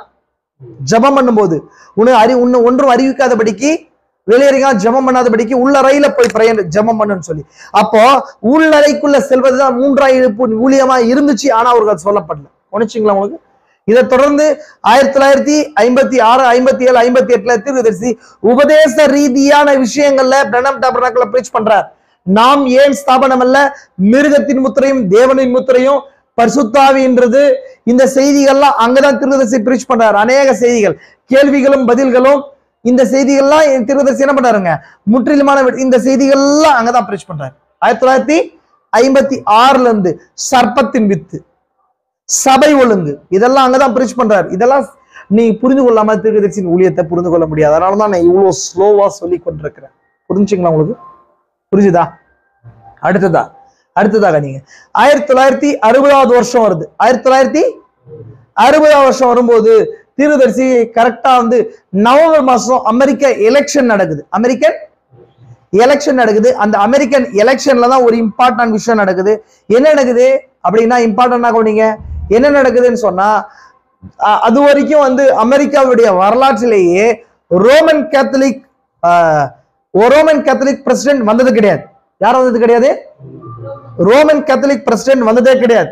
ஏன் வந்தது கிடையாது? அமெரிக்கா ஒரு புரோட்டஸ்டாண்ட் தேசம். வெளிப்படுத்தல் 13வது அதிகாரத்துல இருக்கிற 2வது மிருகம் அது. புரிஞ்சுதா உங்களுக்கு? ஆனா 1960வது வருஷம் அமெரிக்கர்கள் என்ன பண்றாங்க, 1950 45க்கு மேலதான் அமெரிக்காவுடைய பெண்களுக்கு வாக்குரிமை, 50 வருஷத்துக்கு அப்புறம் தான் வாக்குரிமை கிடைக்குது பெண்கள், விமென்ஸ்க்கு. புரிஞ்சா உங்களுக்கு? இந்தியாவில் கூட 1950க்கு அப்புறம் தான் எலெக்ஷனே வருது. கவனிச்சுக்கோங்க. அப்போ அமெரிக்காவுடைய பெண்களுடைய வாக்கு தான் என்ன பண்ணுது, நிக்சன். அந்த காலத்துல நிக்சன்றவர் நிக்கிறார். அமெரிக்காவுடைய 2 பார்ட்டிஸ் தான். ஒண்ணு என்ன பார்ட்டி தெரியுமா உங்களுக்கு? ரிபப்ளிகன் பார்ட்டி, அதுக்கப்புறம் டெமோக்ராட்டிக் பார்ட்டி. அப்ப ரிபப்ளிகன் பார்ட்டியில இருந்தவர் தான் நிக்சனா இருந்தாரு. டெமோக்ராட்டிக் பார்ட்டியில இருந்தவர் தான் என்னங்க, யாரா இருந்தது, கென்னடி. அப்போ இந்த ரிபப்ளிகன் பார்ட்டியில இருந்த நிக்சன் ப்ராஃபட்டிக் நல்ல ஃப்ரெண்டு, நல்ல மனுஷன். ஆனா வந்து யார் ஜெயிக்கிறாங்க? கென்னடி ஜெயிக்கிறார். அவர் ரோமன் கேத்தலிக் பிரசிடென்டா இருக்கிறார். புரிஞ்சுக்கலாம் உங்களுக்கு? அவர் வந்த பின்னாடிதான் நிலவுக்கு ஆள் போறதுக்கான அந்த ப்ராஜெக்டே அமெரிக்கா ஸ்டார்ட் ஆகுது. நான் சொல்றதெல்லாம் ஹிஸ்டரி, இதெல்லாம் இம்பார்ட்டன்ட். அப்ப அவர் தான் வந்து அவங்க ஒய்ஃப் எந்த நாட்டுல இருந்து வந்தாங்க தெரியுமா உங்களுக்கு? பிரான்ஸ்ல இருந்து வந்தாங்க. பிரான்ஸுடைய பூர்வீகத்தை கொண்டவங்க. பிரான்ஸ் தான் மாடர்னிசத்துக்கு, பெண்களுடைய அந்த மேக்கப்புக்கும் மற்ற விஷயங்களுக்கும் ரொம்ப ரொம்ப பேஸா இருக்கிறது வந்து பிரான்ஸ் தான். புரியுதுங்களா உங்களுக்கு? அப்ப அங்கிருந்தா வந்து பெண்களுடைய நிலைகள், அமெரிக்காவுடைய பெண்களுடைய நிலையெல்லாம் மாறுது. இதை தீர்க்கதரிசி கடிந்து கொள்றாரு. அப்ப தீர்க்கதரிசி 1960 வருஷம் நவம்பர் மாசம் அமெரிக்காவுடைய எலெக்ஷன் முடியும் போது, அதுக்கப்புறம் தூதனை ஒரு உந்தி தள்ளுறாரு. இப்பதான் தீர்க்கதரிசிக்கு தன்னோட ஊழியத்துடைய அடுத்த கட்டத்துக்குள்ள வராரு, வெளிப்படுத்த விசேஷத்தை இருக்கிறதுக்கு வராரு. புரிஞ்சுதான் உங்களுக்கு? நான் வந்து ரொம்ப ஃபாஸ்டா போயிட்டு இந்த செய்தி ஏன் வந்துச்சுன்றதுக்கு நான் காட்டுறேன். இந்த செய்தி நான் வேணா இந்த செய்தியோட கூட இந்த செய்தியை தீர்க்கதரிசி ஏன் கொடுக்க வந்தாருன்றதோட நிறுத்திக்கிறேன். இன்னைக்கு அடுத்த வாரம் அந்த காரியத்துக்குள்ள நாம போகலாம். புரிஞ்சு உங்களுக்கு? இப்போ 1960 வருஷம் என்ன நடக்குது தீர்க்கதரிசிக்கு? இப்போ அமெரிக்கா எலெக்ஷன் முடிஞ்சு யார் ஜெயிச்சு வந்தாங்க? ஒரு ரோமன் கேத்தலிக் பிரசிடென்ட் வந்தாங்க. ஏன் ரோமன் கேத்தலிக் பிரசிடென்ட் வந்தாங்க? ஏன் வரக்கூடாது அப்படின்னா, அமெரிக்கா தேசம் ஒரு புரோட்டஸ்டாண்ட் தேசம், கிறிஸ்துவ தேசம் மட்டும் இல்ல, ஒரு புரோட்டஸ்டாண்ட் தேசம். புரிஞ்சுங்களா உங்களுக்கு? ஏன்னா அமெரிக்க தேசம் எப்படி உண்டாக்கப்பட்டிருக்கு தெரியுமா? எப்படி வந்துச்சு தெரியுமா? பிரிட்டன்ல இருந்து பிரிஞ்சு வந்தாங்க. பிரிட்டன்ல இருந்து அந்த காலத்துல ரோமன் கத்தோலிக்க போப்புடைய ஆதிக்கம் ஒட்டுமொத்த ஐரோப்பாவே பிடிச்சிருந்துச்சு. மதவாதமா அமெரிக்காவை பிடிச்சிருச்சு. புரிஞ்சுக்கலாம் உங்களுக்கு? அதுல இருந்து கொஞ்சம் ரிவைவ் ஆன தேசம் எதுன்னு சொன்னா ஜெர்மனி. ஜெர்மனிக்கு அப்புறம் ஜெர்மனில தான் ஒரு செய்தியாளர் புறப்பட்டு வந்தாரு. யார் அது? மார்ட்டின் லூதர் வெளியே வந்தார். அவர் தான் எதை எதிர்த்து வெளியே வந்தார்? யாரை எதிர்த்து வெளியே வந்தார்? ரோமன் கேத்தலிக்கை விட்டு எதிர்த்து வெளியே வந்தார். அதை தொடர்ந்து பிரிட்டன்ல இருந்து ஒரு செய்தியாளர் புறப்பட்டு வந்தார், அதான் ஜான் வெஸ்லி. புரிஞ்சுங்களா உங்களுக்கு? ஆனாலுமே ஒட்டுமொத்த ஐரோப்பாவே போப்புக்கும் ரோமன் கேத்தலிக்கு கீழே இருந்துச்சு. உலகம் முழுசும் எங்கேயாவது வந்து பிசினஸ் பண்ணும் இல்ல நாடுகளுக்கு கிட்ட போகணும்னு சொன்னா யாருக்கிட்ட பர்மிஷன் கேட்க வேண்டியதா இருந்துச்சு? போப்புக்கு பர்மிஷன் கேட்க வேண்டியதா இருந்துச்சு. அதனாலதான் இதுல இட்டலி எல்லாம் வந்து லத்தீன் அமெரிக்கா கண்ட்ரிஸ் எல்லாம் சவுத்ல இருக்குது. அதே போல வந்து கனடா எல்லாம் வந்து ரோமன் கேத்தலிக் கண்ட்ரிஸா இருக்குது. ரஷ்யா எல்லாம் வந்து நாத்திகம் உண்டாவதுக்கான காரணமே ரோமன் கேத்தலிக்ஸா இருக்கிறாங்கன்னு சொல்லி திருப்பதி கேட்கிறார், சொல்றார். கவனிச்சுக்கணும். இப்ப அப்படி இருக்கும்போது 1900-600 டைம்ல என்ன பண்றாங்க சொன்னா ஒரு புதிய லேண்ட, மத சுதந்திரத்துக்கு ஒரு புதிய லேண்ட தேடி என்ன பண்றாங்க, போறாங்க. அதே நேரத்துல வந்து பிசினஸ் பண்றதுக்காக வந்து யார் வர்றது, ஃபர்ஸ்ட் கொலம்பஸ் புதிய லேண்ட கண்டுபிடிக்கிறதுக்கு என்ன பண்றாங்க, இந்தியாவை கண்டுபிடிக்கிறதுக்கு வராங்க.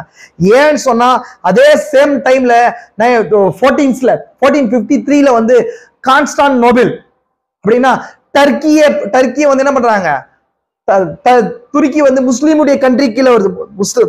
துருக்கி முஸ்லீம் ராஜ்யங்கள் கண்ட்ரி கீழே வந்ததுனால கீழ் நாடுகளோட, கிழக்கு நாடுகளோட மேற்கத்திய நாடுகள் பிசினஸ் பண்ணக்கூடாதபடிக்கு தடையாகுது. ஏன்னா சென்டர்ல யார் இருக்கிறது, முஸ்லீம் கண்ட்ரிஸ் இருக்கிறாங்க. கவனிச்சுக்காங்கல்ல.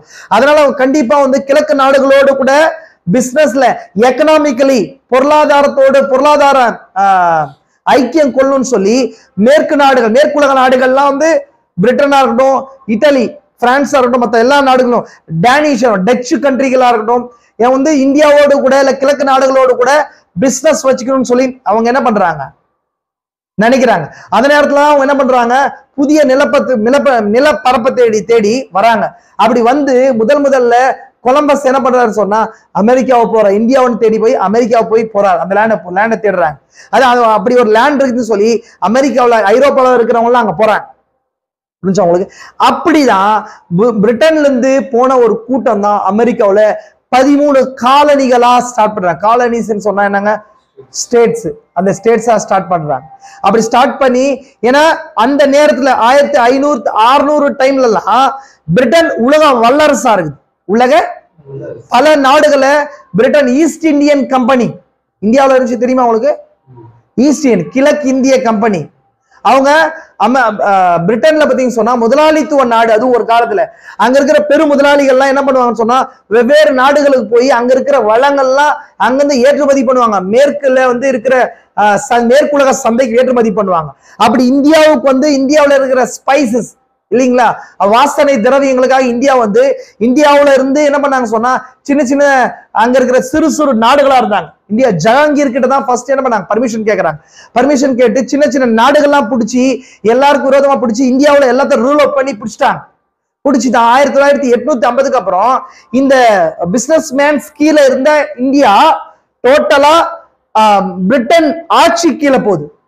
புரியுதுங்களா உங்களுக்கு? பிரிட்டிஷ் ஆட்சி 1850க்கு அப்புறம் தான் வருது இந்தியாவில். அதுக்கு முன்பதாக ஏறக்குறைய 100 வருஷம் 150 வருஷம் வந்து 100 வருஷம் பக்கம் வந்து கிழக்கு இந்திய கம்பெனி, இந்த கம்பெனி கீழே இருந்து பிரிட்டிஷ் ஆட்சி கீழே வருது. புரிஞ்சுங்க? இப்படி உலகம் முழுசும் ஏறக்குறைய 50 நாடுகளை, ஸ்ரீலங்காவா இருக்கட்டும் இல்ல வெவ்வேறு நாடுகள், ஆஸ்திரேலியா, மற்ற நாடுகள்லாம் யாரும் ஆட்சி செஞ்சுட்டு இருந்தாங்க, பிரிட்டன். அப்ப அந்த பிரிட்டன் ஆட்சி செஞ்சு கொண்டு இருந்துச்சு. அப்படிதான் வந்து காலனிகளா பிரிட்டன்ஸே போய் அமெரிக்காவில் என்ன பண்ணாங்க. இருந்தாலுமே அவங்க எல்லாம் புது பிரிட்டன்காரங்க தான். அப்போ ஒரு கட்டம் வரும்போது 1700 டைம்ல 1700 அந்த டைம்ல 776 அந்த டைம்ல என்ன நடக்குது, 1800 அந்த நேரத்துல தான் யார் இருக்கிற அமெரிக்காவுடைய ஒரு பிரதான நல்ல தலைவர் யாரு தீர்க்கதரிசி சொல்ல தெரியுமா உங்களுக்கு? அப்ரஹாம் லிங்கனுக்கு முன்னாடி ஒருத்தர் இருந்தார், ஜார்ஜ் வாஷிங்டன்.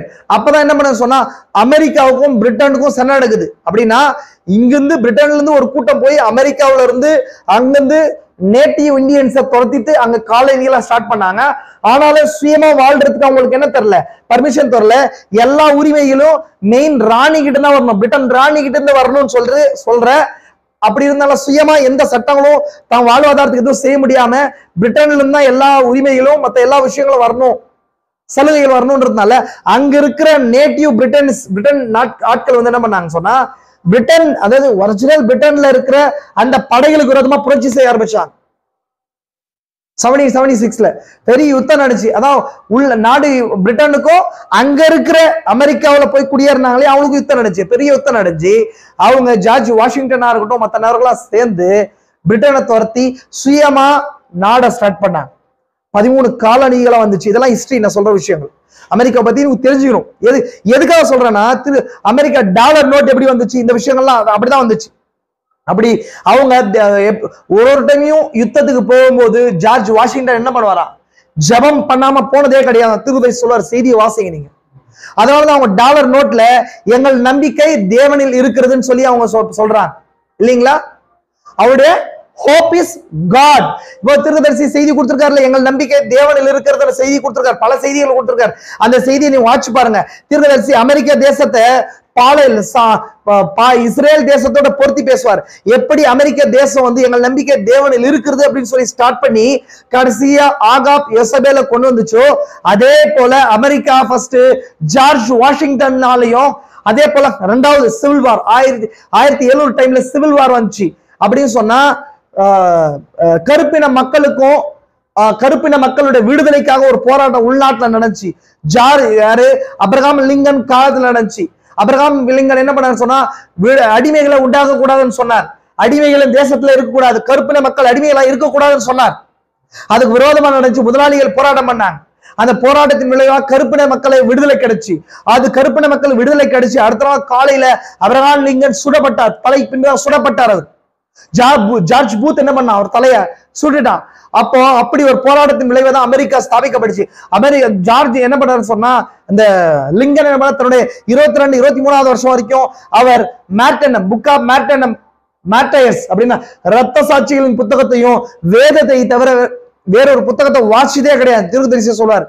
அப்ப அப்பேற்பட்ட நல்ல தலைவர்களோடாய் அமெரிக்கா ஸ்தாபிக்கப்பட்டுச்சு. எப்படி இஸ்ரேல் வந்து தாவீதாலையும் சாலமோனாலையும் ஸ்தாபிக்கப்பட்டுச்சு, அப்படி ஸ்தாபிக்கப்பட்டுச்சு. ஹிஸ்டரி ரிப்பீட் ஹிம்செல்ஃப், வரலாறு தன்னைத்தான் திருப்பி கொள்கிறது. அப்படி அமெரிக்காவுல அந்த வரலாறு திருப்பி கொண்டுச்சு. ஏன்னா அமெரிக்காவும் மத சுதந்திரத்துக்காக பிரிட்டனை விட்டு பிரிஞ்சு வந்தாங்க. ரோமன் கேத்தலிக் தொல்லை இல்லாம புதிய தேசத்தை தொடர்ந்து என்ன பண்ணாங்க வந்தாங்க. அப்போ வந்து அமெரிக்கா என்ன பண்ணுச்சு, திரும்பமா தன்னை தாழ்த்தி கொண்டு தன்னை மீண்டுமா மோசமான நிலைக்கு போய் எந்த ரோமன் கேத்தலிக் வேணான்னு சொன்ன தலைவர்கள் வேணான்னு சொன்னாங்களோ அதே ரோமன் கேத்தலிக் தலைமையை அமெரிக்கா ஏற்றுக்கொண்டுச்சு 1960வது வருஷத்துல. புரிஞ்சா உங்களுக்கு? ஏன் இப்போ தேவன் பாக்குறாரு ஒரு அருமையான தேசம் உலகம் முழுசும் இன்னைக்கு மெட்டீரியலி ஸ்பிரிச்சுவல் மெட்டீரியல்ஸ் அதிகமா கிடைக்கிற தேசம் எது தெரியுமா? அமெரிக்கா. அதனாலதான் தேவன் செய்தியாளனையும் அமெரிக்காவில கொண்டு வர வச்சார். ஆனாலும் செய்தியாளனையும் அந்த தேசம் கொண்டு வந்தாலும் புறக்கணிச்சு. எலியாவே இஸ்ரேல் தேசம் தான் கொண்டு வந்துச்சு, ஆகாப் ஜெசபேலையும் இஸ்ரேல் தேசம் தான் கொண்டு வந்துச்சு. அதே போல அமெரிக்காவுல பெரிய எழுப்புதல் நடந்திருந்தாலும் பரிசுத்தாவி ஊற்றப்பட்டிருந்தாலும் ஆனாலும் அதே ஆகாப் எசபேலுக்கு அடையாளமா இருக்கிற ரோமன் கேத்தலிக் கொள்கைகளும் அமெரிக்க அரசாங்கமும் மோசமா ஏத்திஸ்டோ இல்ல பலவிதமான தேவன் இல்லைன்னு சொல்ற விஞ்ஞான காரியங்களும் ஹாலிவுட்டும் அமெரிக்காவில தான் வந்திருக்குது இன்னைக்கு. இப்ப 1960 வருஷம் அமெரிக்கா என்ன பண்ணுச்சு? அமெரிக்கா ஒட்டுமொத்த மக்கள் யாரை தெரிந்து கொண்டாங்க? ஒரு ரோமன் கேத்தலிக் பிரசிடென்ட்டை தெரிந்து கொள்றாங்க. Roman Catholic. அப்ப தேவனுக்கு தெரிஞ்சிச்சு இப்போ காட்சி மாற போகுது, உலகம் ரொம்ப மோசமான நிலைக்கு போச்சு. அமெரிக்காவை இஸ்ரேல்ல என்ன நடந்துச்சோ அதே மாதிரி இங்கேயும் நடக்குதுன்னு சொல்லி எலியாவை தேவன் எப்படி புஷ் பண்ணி தள்ளாரோ அது மாதிரி தீர்க்கதரிசி இந்த 7ஆம் செய்தியாளர் வந்ததுடைய நோக்கம் என்ன? வெளிப்படுத்தல் 10 அதிகாரத்துல இருக்கிற 7 முத்திரைகள் செய்திகள். 7 முத்திரைகள் செய்திகள் என்ன செய்யுது? தேவனுடைய ரகசியத்தை வெளிப்படுத்துது. அந்த ரகசியத்துக்கு பின்பதாக தான் என்ன இருக்குது? எடுத்துக்கொள்ளப்படுதல் விசுவாசமும் சபையானது தன்னை ஆயத்தப்படுத்திக் கொள்கிறதான செய்தியும் இருக்குது. தேவன் உலகத்தை நியாயத்துக்கு போகிற நேரம் ரொம்ப நாள்ல இல்லைன்றத தீர்க்கதரிசி உணர்றதுக்காக தான் இது நடக்குது. தீர்க்கதரிசிக்கு அப்ப தெரியல. 1960வது வருஷம் இந்த எலெக்ஷன் நடந்த பின்னாடி தீர்க்கதரிசியை தேவன் புஷ் பண்ணி தள்ளுறாரு. தள்ளும்போது அவர் வேட்டைக்கு போகும்போது வேட்டைக்கார பள்ளத்தாக்கு வேலி ஆஃப் த அண்டர்ஸ் வேலின்ற இடத்துக்கு போகும்போது தான் தீர்க்கதரிசிக்கு இந்த 7 சபை காலங்களை குறிச்ச ரகசியங்கள் வெளியாகுது. அதே நேரத்துல தீர்க்கதரிசிக்கு அவருடைய சபை மீட்டிங் நடத்தும் போது என்ன நடக்குதுன்னு சொன்னா 2 பேர், ஒரு ஆண் வராங்க, இன்னொரு பெண் வராங்க. வந்து என்ன பண்றாங்க? ஒரு ஸ்திரீ என்ன பண்றாங்கன்னு சொன்னா ஒரு மீட்டிங்ல இருக்கும்போது இன்னும் 3 மாதங்கள்லயோ ஐ திங்க் 6 மாதங்கள்லயோ இந்த கூடாரத்துல மோசஸ் ஊழியமும் எலியாவுடைய ஊழியமும் கிறிஸ்துவ ஊழியமும் நடக்கும்னு சொல்லி முன்னறிவிக்கிறாங்க. நீங்க வாட்ச் பாருங்க. நான் எந்த செய்தி சொல்ல தெரியுமா? இந்த செய்திகள்லாம் நல்லா நோட் பண்ணியாங்க. இயேசு கிறிஸ்துவை பற்றி வெளிப்படுத்தல் பாகம் 1ல முதல் பகுதியில தீர்க்கதரிசி 2-3 பேப்பர்ல இந்த காரியத்தை சொல்லுவார். நான் சொல்ற இந்த பாயிண்ட சொல்லுவார். புரிஞ்சுங்களா உங்களுக்கு நான் சொல்றது? அப்ப தீர்க்கதரிசிக்கு தெரிஞ்சிச்சு, அப்போ மோசஸ் ஊழியமும் எலியா ஊழியமும் கிறிஸ்துவுடைய ஊழியமும் தொடங்கணும். எதுக்கு? தீர்க்கதரிசி 7 சபைக்கால செய்தியை தொடங்குறதுக்கு முன்பதாக. அப்ப தீர்க்கதரிசி 7 இயேசு கிறிஸ்துவை பற்றி வெளிப்படுதல் அப்படின்னா வெளிப்படுத்தும் விசேஷம் எந்த புஸ்தகம் அந்த பேரை உள்ளடக்கி இருக்குது பைபிள்லயே? நான் வெளிப்படுத்தும் விசேஷம் தான் அந்த புஸ்தகத்தை உள்ளடக்கி, அந்த பேரை உள்ளடக்கிறது இல்லைங்களா? வெளிப்பாடுன்னு படிக்கிறோம்ல, ஆக்சுவலி அதோடைய அர்த்தம் அந்த பேரே என்னன்னா இயேசு கிறிஸ்துவை பற்றி வெளிப்பாடுன்றது அதோடைய அர்த்தமே. Revelation of Lord Jesus Christ அப்படின்றது அதோடைய அர்த்தமே. அப்போ அது தொடங்கும் போது நல்லா கவனிங்க, இந்த புஸ்தகத்துல 3 ஆவிகள் இருக்கும். நீ அந்த முதல் வசனம் வாசிக்கும் போது என்ன சொல்லப்படுது? தேவன் இயேசு கிறிஸ்துவை இயேசு கிறிஸ்து ஒப்பித்ததும் அவர் தம்முடைய தூதனை அனுப்பி யோவானுக்கு வெளிப்படுத்தினதான விசேஷம். யார் யார் வராங்க? தேவன் இயேசு கிறிஸ்துக்கு ஒப்பித்ததும் அவர் தம்முடைய தூதனை அனுப்பி யோவானுக்கு வெளிப்படுத்தினதான விசேஷம். இதுதான் 7 முத்திரையோட வெளிப்பாடு. 7ஆம் முத்திரையுடைய ரகசியம் இந்த முதல் வசனத்துல இருக்கு. எப்படி இருக்குது? எப்படி இருக்குது 7ஆம் முத்திரையுடைய ரகசியம்? அது 7ஆம் முத்திரைக்கு பின்பதாக இருக்கிற அந்த 3 பகுதிகள் என்ன? அடிக்கடி சொல்லிருங்க. என்னங்க என்னங்க நீ இப்படி முழிக்கிறீங்களே? தேவன் தனக்குள்ளார இருக்கிற காரியத்தை கிறிஸ்துவுக்குள்ள ஊற்றுறது இல்லையா? அப்ப கவனிங்க, அப்ப அந்த முதல் வசனம் என்ன சொல்லுது? தேவன் இயேசு கிறிஸ்துவுக்கு ஒப்பித்ததும். முதல் பகுதி வந்துச்சா? இவர் தன்னுடைய தூதனை அனுப்பி யோவானுக்கு வெளிப்படுத்தினதான விசேஷம். இந்த யோவான் யாரா இருக்கிறாங்க? சபையா இருக்கிறாங்க. அப்போ கிறிஸ்துவுக்கு வெளிப்படுத்தப்பட்ட காரியம் டைரக்டா சபைக்கு யோவானுக்கு வராது. சென்டர்ல ஒரு தூதன் இருக்கிறாரு, அதான் தம்முடைய தூதன் சொல்லப்படுறாரு. கரெக்டுங்களா உங்களுக்கு? அப்போ 7ஆம் முத்திரை 2வது பாகம் என்னவா இருக்குது? கிறிஸ்து தனக்குள்ள இருக்கிற எல்லா காரியத்தையும் சபைக்குள்ள ஊற்றி கொண்டது மட்டும் கிடையாது. அங்க ஒரு காரியத்தை திருப்பி சொல்றாரு. சபையில முதன்மை ஸ்தானத்தை அடைவதுதான். நீங்க பாருங்க, செய்தி எல்லாம் வாசிக்காம தான் இவ்வளவு பிரச்சனை. செய்தி நீங்க வாசிக்கலாம் சொன்னா ஒண்ணும் பண்ண முடியாதுங்க. இதெல்லாம் கண்டிப்பா கிறிஸ்து தேவனுடைய பரமரகசியத்தின் வெளிப்படுத்தல் செய்தியை கண்டிப்பா நீங்க வாசிச்சிருக்கணும். அதுல தீர்க்கதரிசி இந்த காரியங்கள்லாம் சொல்லுவார். சபைகளை ஊற்றுவது மட்டும் இல்ல, ஊற்றிக்கொண்டு சபையில ப்ரீஎமினன்ஸ் முதன்மை ஸ்தானத்தை அடைவது. சபைக்கு எது முன்மைய ஸ்தானம்? கிறிஸ்து தான் முதன்மை ஸ்தானம். அதை அடைவதுதான் 2வது ரகசியம். அப்போ சபைக்குள்ள ஊற்றப்படுவதுக்கும் தேவன் கிறிஸ்துவுல ஊற்றப்படுவதற்கும் சென்டர்ல ஒரு செய்தியாளன் அனுப்பப்படுறார். அவர் இயேசு கிறிஸ்து தம்முடைய தூதனை அனுப்பி யோவானுக்கு வெளிப்படுத்தினதுமான விசேஷம். எது விசேஷம்? இயேசு கிறிஸ்துவை பற்றி வெளிப்படுதல். முதல்ல தேவனை பற்றி வெளிப்பாடு கிறிஸ்துவுக்குள்ள ஊற்றப்படுது. கிறிஸ்து என்னவா இருக்கிறார்ன்றத சபைக்கு ஊற்றப்படுவது. எப்படி ஊற்றப்படுதுன்னா ஒரு தூதனின் மூலமாக ஊற்றப்படுது. புரிஞ்சுங்களா உங்களுக்கு? சரி, இந்த தூதன் யாரா இருக்கிறார்? யாரா இருக்கிறான்னு தெரியுமா உங்களுக்கு? எப்படி சொல்றீங்க? எப்படி சொல்றீங்க? வேதத்திலிருந்து சொல்லணும். எப்படி சொல்றீங்க? வில்லியம் பிரனாம் சொல்லுங்க.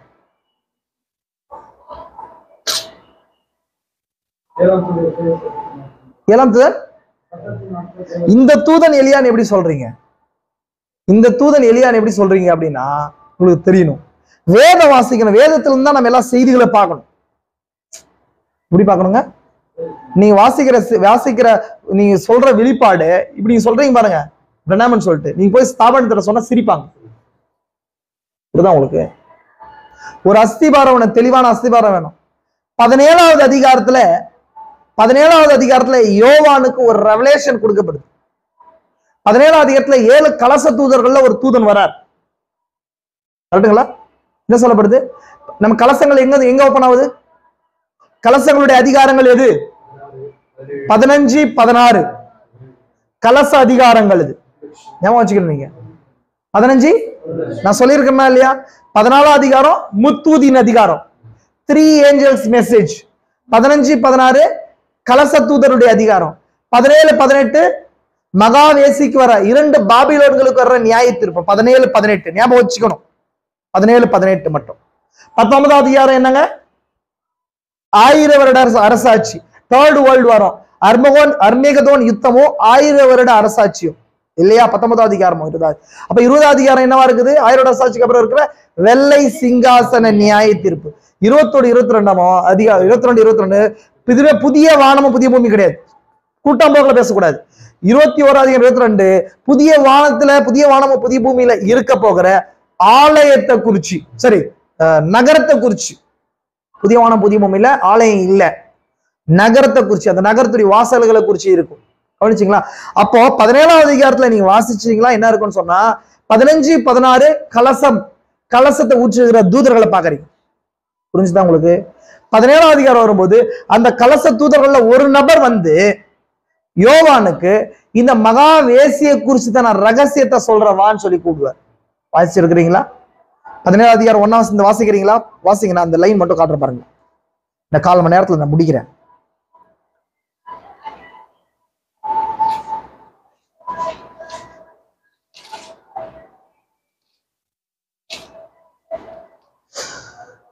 ஏழு கலசங்களுடைய அந்த 7 தூதரில் ஒருவன் வந்து என்னோட பேசி, நீ வா. அப்போ நீங்க ஒரு செய்தியை, ஒரு அதிகாரத்தை, ஒரு வசந்த வாசிக்கும் போது எப்படி வாசிக்கிறீங்க? அப்படியே பிளைனா வாசிக்க கூடாது. 7 கலசங்களுடைய அந்த 7 தூதரில் ஒருவன் வந்து என்னோட பேசி அப்படின்னும் போது, அப்ப கலசங்களுக்கு போனாதான் இது உங்களுக்கு புரியும். எதுக்கு போனோம்? கலசங்கள்ல இருந்து ஒரு தூதன். அப்ப இந்த கலச தூதன் யாரு அப்படின்றதுக்கு இன்னும் முன்னாடி நீங்க போனோம். 15க்கு போனோம். பின்பு வானத்திலே பெரிதும் ஆச்சரியமான வேறொரு அடையாளமாகிய கடைசியான 7 வாதைகளுடைய 7 தூதரை கண்டேன். வாதைகள்ன்றதுதான் கலசங்கள். வாதைகள்ன்றது தேவனுடைய கோபாக்கினை கலசங்கள்ல ஊற்றப்பட்டிருக்குது. அந்த 7 தூதர்கள் இருக்கிறாங்க. அவைகளால் தேவனுடைய கோபம் முடிகிறது. அப்படின்னா இது இன்டர்மீடியேட்ல நடக்கிற விஷயங்கள் கிடையாது. அப்படின்னா ஆதியாகமத்திலிருந்து புதிய ஏற்பாட்டிலேயோ இல்ல சபை காலங்களிலே நடக்கிற விஷயம் கிடையாது. தேவனுடைய கோபாக்கினை முடிகிற வேலை. எங்க தேவனுடைய கோபாக்கினை முடியுது? எப்போங்க? அர்மகதோன் யுத்தத்துடைய முடிவுல. அர்மகதோன் யுத்தம்னு சொல்லக்கூடாது, அர்மகதோனுடைய யுத்தத்துடைய முடிவுல நடக்குது. அர்மகதோன் உலக யுத்தம்ன்றது 3வது உலக யுத்தம். புரிஞ்சு கொண்டீங்களா? ஆனா அதுக்கு முடிவுல இது நடக்குது, இந்த விஷயம் நடக்குது. தேவனுடைய கோபாக்கினை முடிஞ்சிச்சு. முடிஞ்ச உடனே 1000 வருட அரசாட்சி வரும். புரிஞ்சுதுங்களா உங்களுக்கு? அப்ப இந்த நேரத்துலதான் என்ன நடக்குது? 7 தூதர்கள் வராங்க. இங்க பாருங்க, அது கீழே நான் வாசிக்கிறேன் பாருங்க. அந்த ஆலயத்திலிருந்து 7 வாதைகளுடைய அந்த 7 தூதர்களும் சுத்தமும் மெல்லிய வஸ்திரம் தரித்து மார்பருகே பொற்கச்சைகளை கட்டுக்கொண்டு புறப்பட்டார்கள். கவனிங்க நல்லா, இதை நீங்க டெப்தா படிக்கணும். சின்ன சின்ன வசனங்களா ரொம்ப டீட்டெயிலா நோட்ஸ் இருக்குது. வெளிப்பாடு புரியாம இதை புரியாது உங்களுக்கு. இப்போ இவங்க கலச தூதர்கள் எப்படி புரிஞ்சுக்கிறீங்க? கலச தூதர்கள் எப்படி புரிஞ்சுக்கிறீங்க? இவங்க எப்படி கலச தூதர்கள் அப்படின்னா, இந்த வசனத்துல இருந்து அதுக்கான ரெவலேஷன் இங்க இருக்குது. இங்க படிச்சு பாருங்க எல்லாம். இவங்களோட ட்ரெஸ் எப்போதுமே ஒரு மனுஷனுடைய ஆடை அவனுடைய உத்தியோகத்தை குறிக்கும். அவனுடைய ஆடை புரிஞ்சுதா பிரதர் உங்களுக்கு? அவனுடைய ஆடை எதை குறிக்கும்? காக்கி ட்ரெஸ் போட்டிருந்தா 2-3 வேலைகள் இருக்கு. ஒண்ணு போலீஸா இருக்கணும் அப்படின்னு, வாட்ச்மேன் இல்லைங்க, அதுக்கப்புறம் டிரைவர், இது மாதிரி. அப்போ காக்கி போட்டா வெறும் போலீஸ் கிடையாது, அவன் பேட்ச் வச்சிருந்தா போலீஸ். அது மாதிரி அவருடைய ஆடை வடிவமைப்பு ஒரு வேலையை குறிக்குது. புரிஞ்சுங்களா உங்களுக்கு? அப்ப இவங்களுடைய ஆடை, இவங்க போட்டிருக்கிறதான உடை இவங்களுடைய மினிஸ்ட்ரியை காட்டுது. புரிஞ்சா உங்களுக்கு? நான் காட்டுறேன் பாருங்க. அந்த 7 வாதைகளுடைய 7 தூதர்களும் சுத்தமும் பிரகாசமான மெல்லிய வஸ்திரம் தரித்து மார்பருகே பொற்கச்சையை கட்டுக்கொண்டு புறப்பட்டார்கள். மீன்ஸ் உங்களுக்கு ரெவலேஷன் படிச்சுன்னா உங்களுக்கு தெரியும், வெளிப்படுத்தின விசேஷத்துல இல்ல வேதத்துல 2 விஷயங்கள் இருக்குது. இந்த ட்ரெஸ் ஆடை வடிவமைப்புல பொற்கச்சைன்றது என்னங்க? கோல்டன் கிரிடல் சொல்லப்படுது. அந்த பொற்கச்சை பொன் எப்பொழுதும் எதுக்கு அடையாளமா இருக்குது? தெய்வீகத்துக்கு அடையாளமா இருக்குது. புரிஞ்சுக்கலாம் உங்களுக்கு? அப்போ ஆசாரியன் தன் கச்சையை எங்க கட்டியிருப்பான்? எப்படிங்க மார்படிக கட்டியிருப்பான்? என்ன செய்தி வாசிக்கிறீங்க? ஆசாரியன் தன் இடையில கட்டியிருப்பான். இடையில கட்டி கொண்டுதான் எங்க போவான்? மகா பரிசுத்த ஸ்தலத்தை நோக்கி போவான். புரியுதுங்களா? ஆனா வெளிப்படுத்தின 1ஆம் அதிகாரத்துல ஒரு தூதன் இருக்கிறார், சரி ஒருத்தர் இருக்கிறார், மனுஷகுமாரனுக்கு ஒப்பான ஒருத்தர் இருக்கிறார். அவர் எங்க கட்டியிருக்கிறாரு? பொற்கச்சைய மார்பருகே கட்டி இருக்கிறார். கவனிச்சீங்களா? மார்பருகே கட்டி இருக்கிறார். அப்ப அவர் எப்படி இருந்திருக்காரு? தலை எப்படி இருக்குது? வெண்பஞ்சை போல இருக்குது இல்லைங்களா? அப்ப தீர்க்கதரிசி அவர் என்னன்னு சொல்றாரு? சுப்ரீம் ஜட்ஜின்றார். அப்ப ஜட்ஜி எங்க கட்டியிருப்பாரு?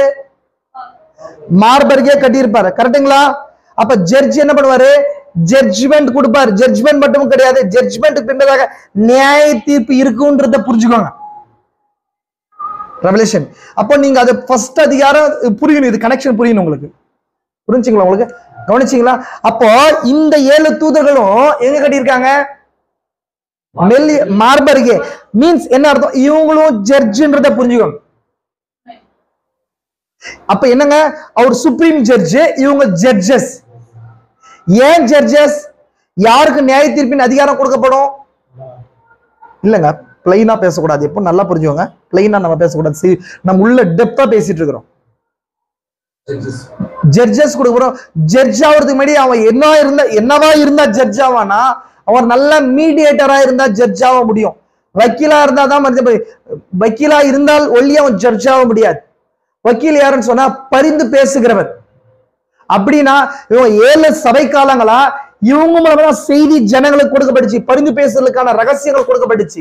இப்போ இந்த செய்தி இவங்க ஏற்றுக்கொள்ளாம, இப்போ நீங்க யாருக்கு ஜட்ஜா இருக்க போறீங்க தெரியுமா? உங்களுக்கு அமெரிக்காவில் இருக்கிற நீங்க காணாத யாரையும் நியாய தீர்க்க போறது கிடையாது. கவனிச்சுக்கோங்க நல்லா. உங்களுக்கு தேவன் ஒரு செய்தியை கொடுத்திருக்காரு. நீங்க அவங்களுக்கும் தேவன் நடுவுல இடைநிற்றல் வேலையை செய்து கொண்டிருக்கிறீங்க. நம்மளாம் இடைநிற்றல் வேலையை செய்து கொண்டிருக்கிறோம். இன்னைக்கு நம்ம இடுப்புல பொற்கச்சையை கட்டி கொண்டிருக்கிறோம். நம்ம புரிஞ்சுதான் உங்களுக்கு? ஏன்னா நம்ம சுத்தி இருக்கிற குடும்பத்துக்கும் சபைக்கும் நபர்களுக்கும் அவங்களுக்காக ரத்தத்தை என்ன பண்றோம்? கொண்டு செல்கிறவர்களா இருக்கிறோம். ஒரு நாள்ல அந்த இடுப்புல இருக்கிற கச்சை எங்க வரும்? நமக்கு மார்புக்கு வரும். அப்ப யார நியாயத்திற்கும் படிக்கனா நம்ம யாருக்காக ரத்தத்தை கொண்டு போனோமோ அவங்கள மீன்ஸ், அப்போ இவங்க 7 ஏஞ்சல்ஸ் இருக்கிறாங்க இல்லையா? அப்ப 7 ஏஞ்சல்ஸ் 7 ஏஞ்சல்ஸும் ஏதோ ஒரு காலத்துல என்ன பண்ணிருக்கணும்? கரெக்டுங்களா? மீடியேட்டர் மீன்ஸ் இவங்க இடுப்படிக்கே கச்சையை கட்டி இருக்கணும். மீன்ஸ் புரிஞ்சுங்களா? அந்த வேலையை செய்தவர்களா இருந்திருக்கணும். புரிஞ்சுங்களா உங்களுக்கு? மீன்ஸ் யாருன்னா இவங்க 7 சபைக்கால செய்தியாளர்கள் தான். இவங்க செய்தியாளர்களா இருக்கிற நேரத்துல நம்ம திருப்பி சொல்றாரு, ஒரு முத்திரை திறக்கும் போது என்ன நடக்குது? ஒரு முத்திரை திறக்கும் போது நான் அடிக்கடி சொல்லியிருக்கேன், தயவு செஞ்சு மறக்காதீங்க. என்ன நடக்குது? ஒரு சபை காலம் திறக்கப்படுது. ஃபர்ஸ்ட் ஒரு சபை காலம் திறக்கப்படுது, ஒரு முத்திரை உடைக்கப்படுது, ஒரு செய்தியாளர் புறப்பட்டு போய் மக்களிடையே சுவிசேஷ எக்காலத்தை விழுதுறான். ஒரு கூட்ட ஜனங்கள் முத்தரிக்கப்படுறாங்க, ஏற்றுக்கொள்ளவங்க மேல வாதை விழுது. ஒரே சபை காலத்துல என்ன நடக்குது? சபை காலம், செய்தியாளன், முத்திரை, முத்திரை உடைக்கப்படுது, அதுக்கப்புறம் வாதை ஊற்றப்படுது. அப்படின்னா ஒரு வகையில பார்த்தா இந்த செய்தியாளனே எக்கால செய்தியாளனா இருக்கிறான், வாதையின் செய்தியாளனா இருக்கிறான், முத்திரையின் செய்தியாளனமா இருக்கிறான். நான் 7ஆம் அதிகாரம் 8ஆம் அதிகாரத்துல இருக்கிற முத்திரையில குறிச்சு, சரி 8வது அதிகாரம் 9ஆம் அதிகாரத்துல இருக்கிற முத்திரையில குறிச்சு எக்காலங்களை குறிச்சு பேசல. புரிஞ்சுதா உங்களுக்கு? 8ஆம் அதிகாரம் 9ஆம் அதிகாரத்துல எக்காலங்கள் இருக்கு, அந்த எக்காலங்களை குறிச்சு பேசல. நான் சொல்றது சுவிசேஷ எக்காலங்களை குறிச்சு பேசி கொண்டிருக்கிறேன். புரிஞ்சுங்க உங்களுக்கு? நான் எதுக்காக இந்த டாபிக் நான் பேசணும் இப்போ அதான் சொல்லுங்க. எதுக்காக இந்த டாபிக் எடுத்துட்டு வந்தோம்? வெளிப்படுத்தல் 1ஆம் அதிகாரத்துல இயேசு கிறிஸ்து யோவானுக்கு ரகசியங்களை, இயேசு கிறிஸ்து பற்றி வெளிப்பாட கொடுக்கறதுக்காக ஒரு தூதன் அனுப்புறாரு. அந்த தூதன் யாருன்றதுக்காக பேசிக்கிட்டு இருக்கோம். புரிஞ்சா? மறந்துடாதீங்க. நான் எங்க போனாலும் அந்த அந்த அந்த டார்கெட் குள்ள இருங்க. புரிஞ்சுக்கலாம் உங்களுக்கு? டார்கெட்டை விட்டு என்ன பண்ணாதீங்க, வெளியே போகாதீங்க. அப்போ எதுக்காக எடுத்த அந்த தூதன் யாருன்ன உடனே நம்ம என்ன சொன்னோம்? பிரணாம் என்னோம். எப்படி பிரணாம்? அந்த ரகசியம். அதுக்காக நான் சொன்னேன், இந்த இந்த மனவாட்டி யாருன்னு சொல்லி யாருக்கு தெரியணும்? யோவான் யாருன்னு சொல்லி யாருக்கு தெரியணும்? அந்த தூதனுக்கு தெரியணும் இல்லையா? புரிஞ்சுதா இல்லைங்களா? யோவான் யாருன்னு யாருக்கு தெரியணுங்க? தூதனுக்கு தெரியணும். யோவான் யாருன்னு சொல்லி இங்க வசனம் சொல்லுது, இயேசு கிறிஸ்து இந்த தூதனுக்கு, இதான் யோவான் மீன்ஸ் சபை இதுதான் சொல்லி இந்த யோவானுக்கு, சரி இந்த தூதனுக்கு வெளிப்படுத்தி இருக்கணும். ரகசியம் புரியுதா உங்களுக்கு? யோவான் இதுதான் மீன்ஸ் என்ன அர்த்தம்? இதுதான் மனவாட்டி அப்படின்னு சொல்லி இந்த தூதனுக்கு இயேசு கிறிஸ்து வெளிப்படுத்தி இருக்கணும். அப்ப இந்த தூதனுக்கு யோவான் இதுதான் யோவான்ன்றது அவருக்கு என்ன பண்ணிருக்கணும்? வெளிப்படுத்தி இருக்கணும். கரெக்டுங்களா உங்களுக்கு? இது அப்படியே எடுத்துவாங்க. வெளிப்படுத்தல் 17ஆம் அதிகாரத்துல யார் வந்தது? கலச தூதர்கள் வந்தாங்க. அந்த கலச தூதர்கள் தான் யாருன்னு சொல்லி பார்த்தோம். 7 சபைக்கால தூதர்கள் பார்த்தோமா இல்லையா? ஏன் இப்படி கலச தூதர்கள்? அவங்க ஜட்ஜ்மெண்ட் ஏஞ்சல்ஸா இருக்கிறாங்க. யாரு? நியாய தீர்ப்பை கொண்டு வருகிற தூதர்கள். இன்னும் நான் கொஞ்சம் உள்ள உங்களுக்கு குழப்ப விரும்புறேன். இன்னும் கொஞ்சம் குழப்பணும்னு நான் விரும்புறேன். இன்னும் குழப்பறேன் நான் உங்களை. நல்லா கவனிங்க. 7 சபைக்கால தூதர்கள் அப்படின்னு சொன்னா இல்லைங்களா? மீன்ஸ் இந்த 7 சபைக்கால தூதர்கள் சொல்றதை விட 7 சபைக்கால தூதர்களுக்குள்ள இருந்த 7 ஆவிகள் சொல்றேன் இந்த விஷயத்த நான். ஏன்னு சொன்னா அந்த 7 கலச தூதர்களுக்குள்ள அந்த ஆவிகள் தான் 7 மேகத்தை உண்டு பண்ணுச்சா இல்லையா? இந்த ஆவிகள் தான் ஒரு சபைக்கால செய்தியாளனுக்குள்ள லோகாசா வந்துச்சு. என்ன வந்துச்சு? கரெக்டா? முதல் சபையின் செய்தியாளனுக்கு சொல்ல வேண்டியது நீ என்னவென்றால், ஆவியானவர் சபைகளுக்கு சொல்லுகிறதை. அப்போ ஒரே ஆவியானவர் தான் எபேசுக்கு. அந்த ஆவியானவர் 2வது பார்ட் சிபிர்னா, அதுக்கப்புறம் பெர்கமோ. அப்போ இதுதான் தேவனுடைய 7 ஆவிகள். தேவனுடைய 7 ஆவிகள் ஆகிய 7 அக்கினி தீபங்கள்.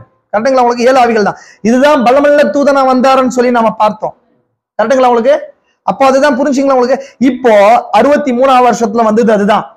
64ஆம் வருஷம் வரும்போது கவனிச்சுக்கோங்க நல்லா. இது நல்லா ரொம்ப இம்பார்ட்டன்டான விஷயங்கள். இது எதுக்கு இப்பயே சொல்றேன், நீங்க பின்பதாக செய்திகள் வாசிக்கும் போது இது ரொம்ப ஃபார்முலா பேசிக்கா உங்களுக்கு இது உங்களுக்கு புரியும்.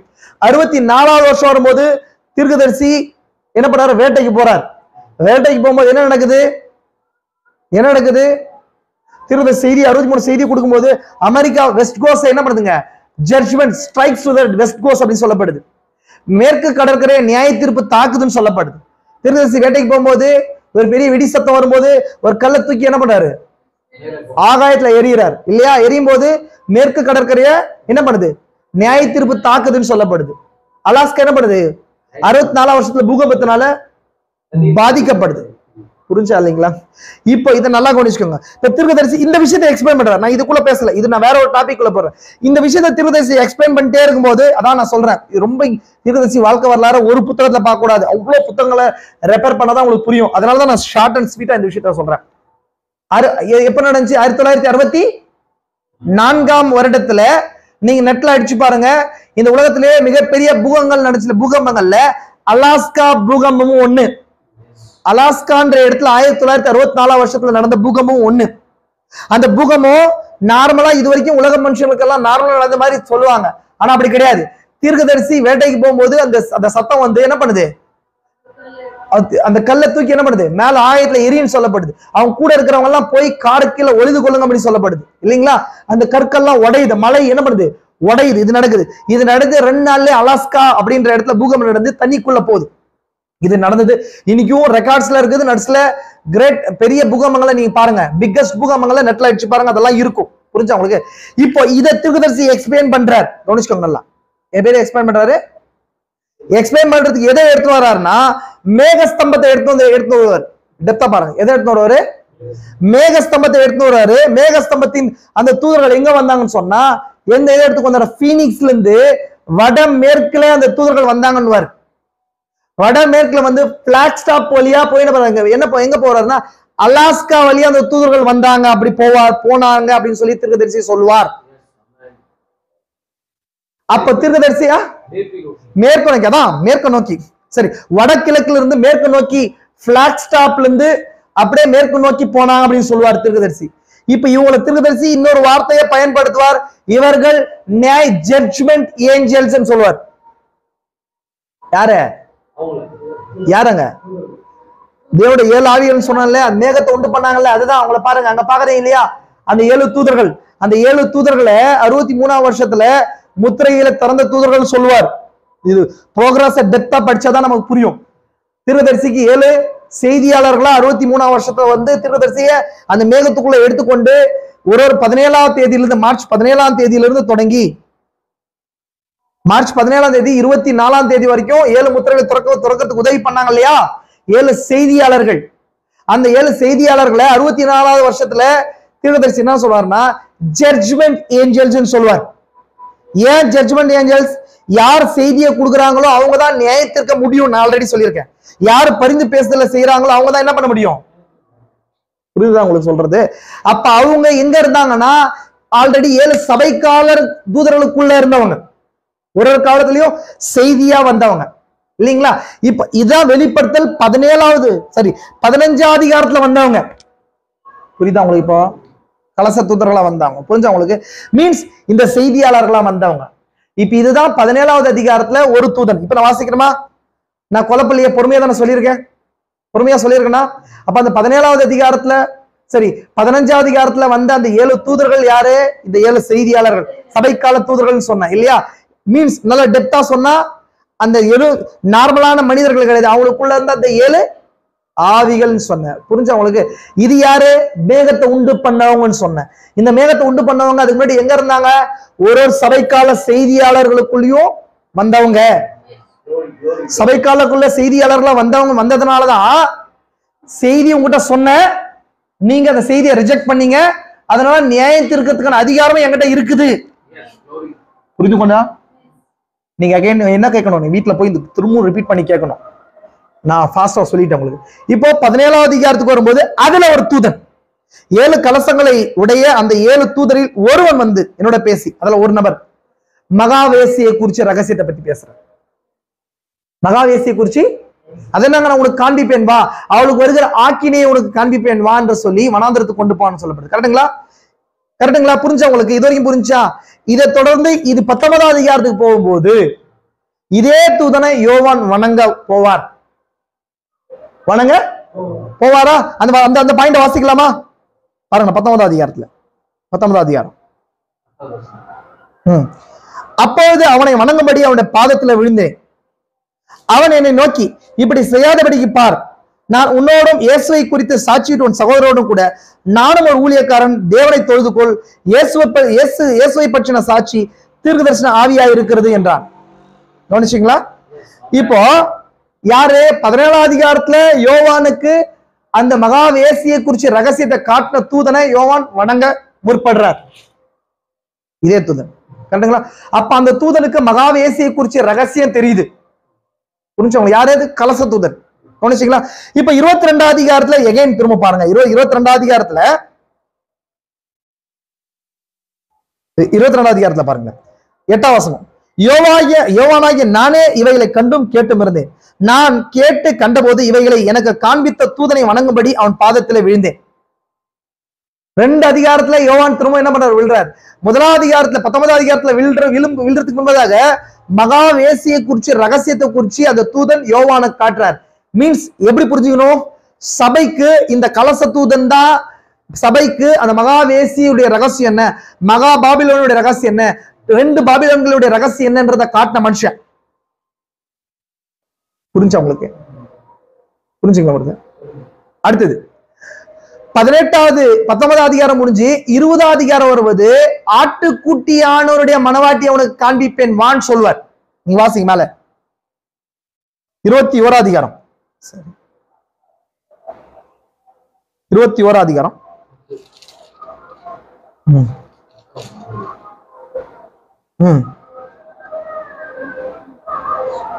இல்ல 22ஆம் வசனத்துல இருக்கு பாருங்க. யோவானாகிய நான் புதிய எருசலேம் ஆகிய பரிசுத்த நகரத்தை, அது இல்ல, மனவாட்டி அவனுக்கு காண்பிப்பேன்.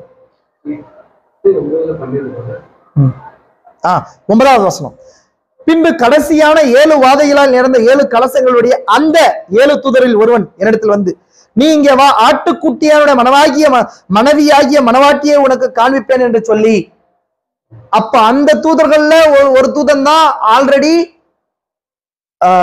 அந்த மகாவேசியையும் காண்பிக்கிறார். யாரு? இந்த 15-16 இருக்கிற 7 கலச தூதர்ல ஒரு கலச தூதன். அதே தூதன் தான் இங்க மனவாட்டியும் காண்பிக்கிறார், ஆட்டுக்குட்டியான மனவாட்டியும். அப்ப இங்க 2 மனவாட்டிகள் இருக்கிறார். ஒரு மனவாட்டி ஆட்டுக்குட்டியான மனவாட்டி, இன்னொன்னு வலு சர்ப்பத்துடைய மனவாட்டி. புரிஞ்சா உங்களுக்கு?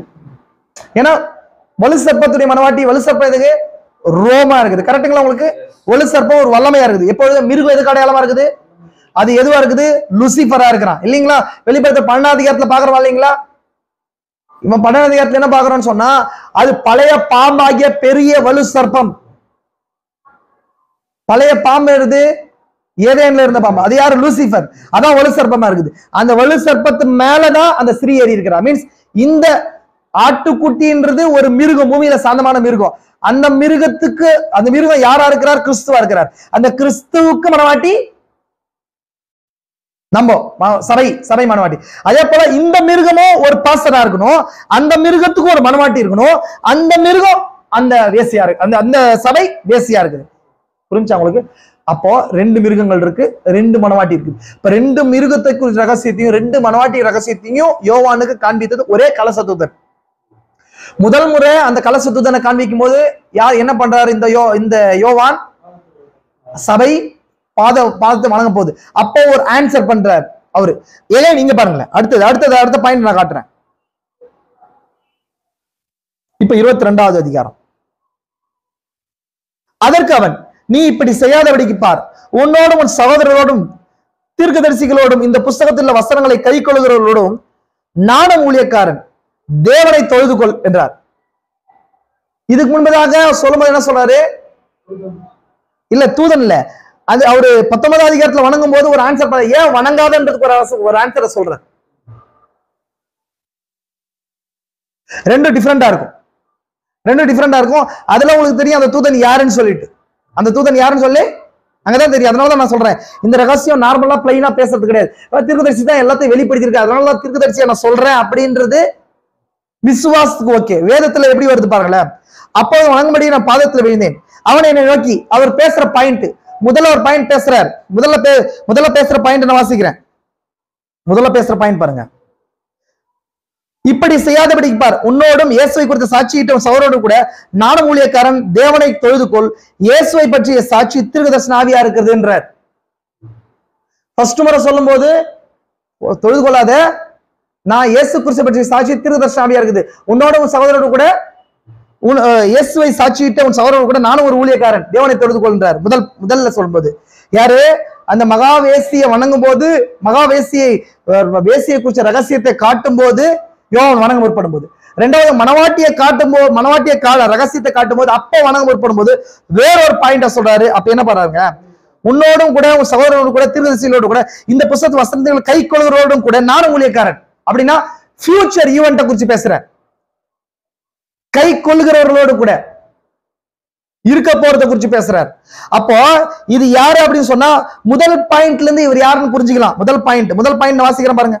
முதல் பாயிண்ட்,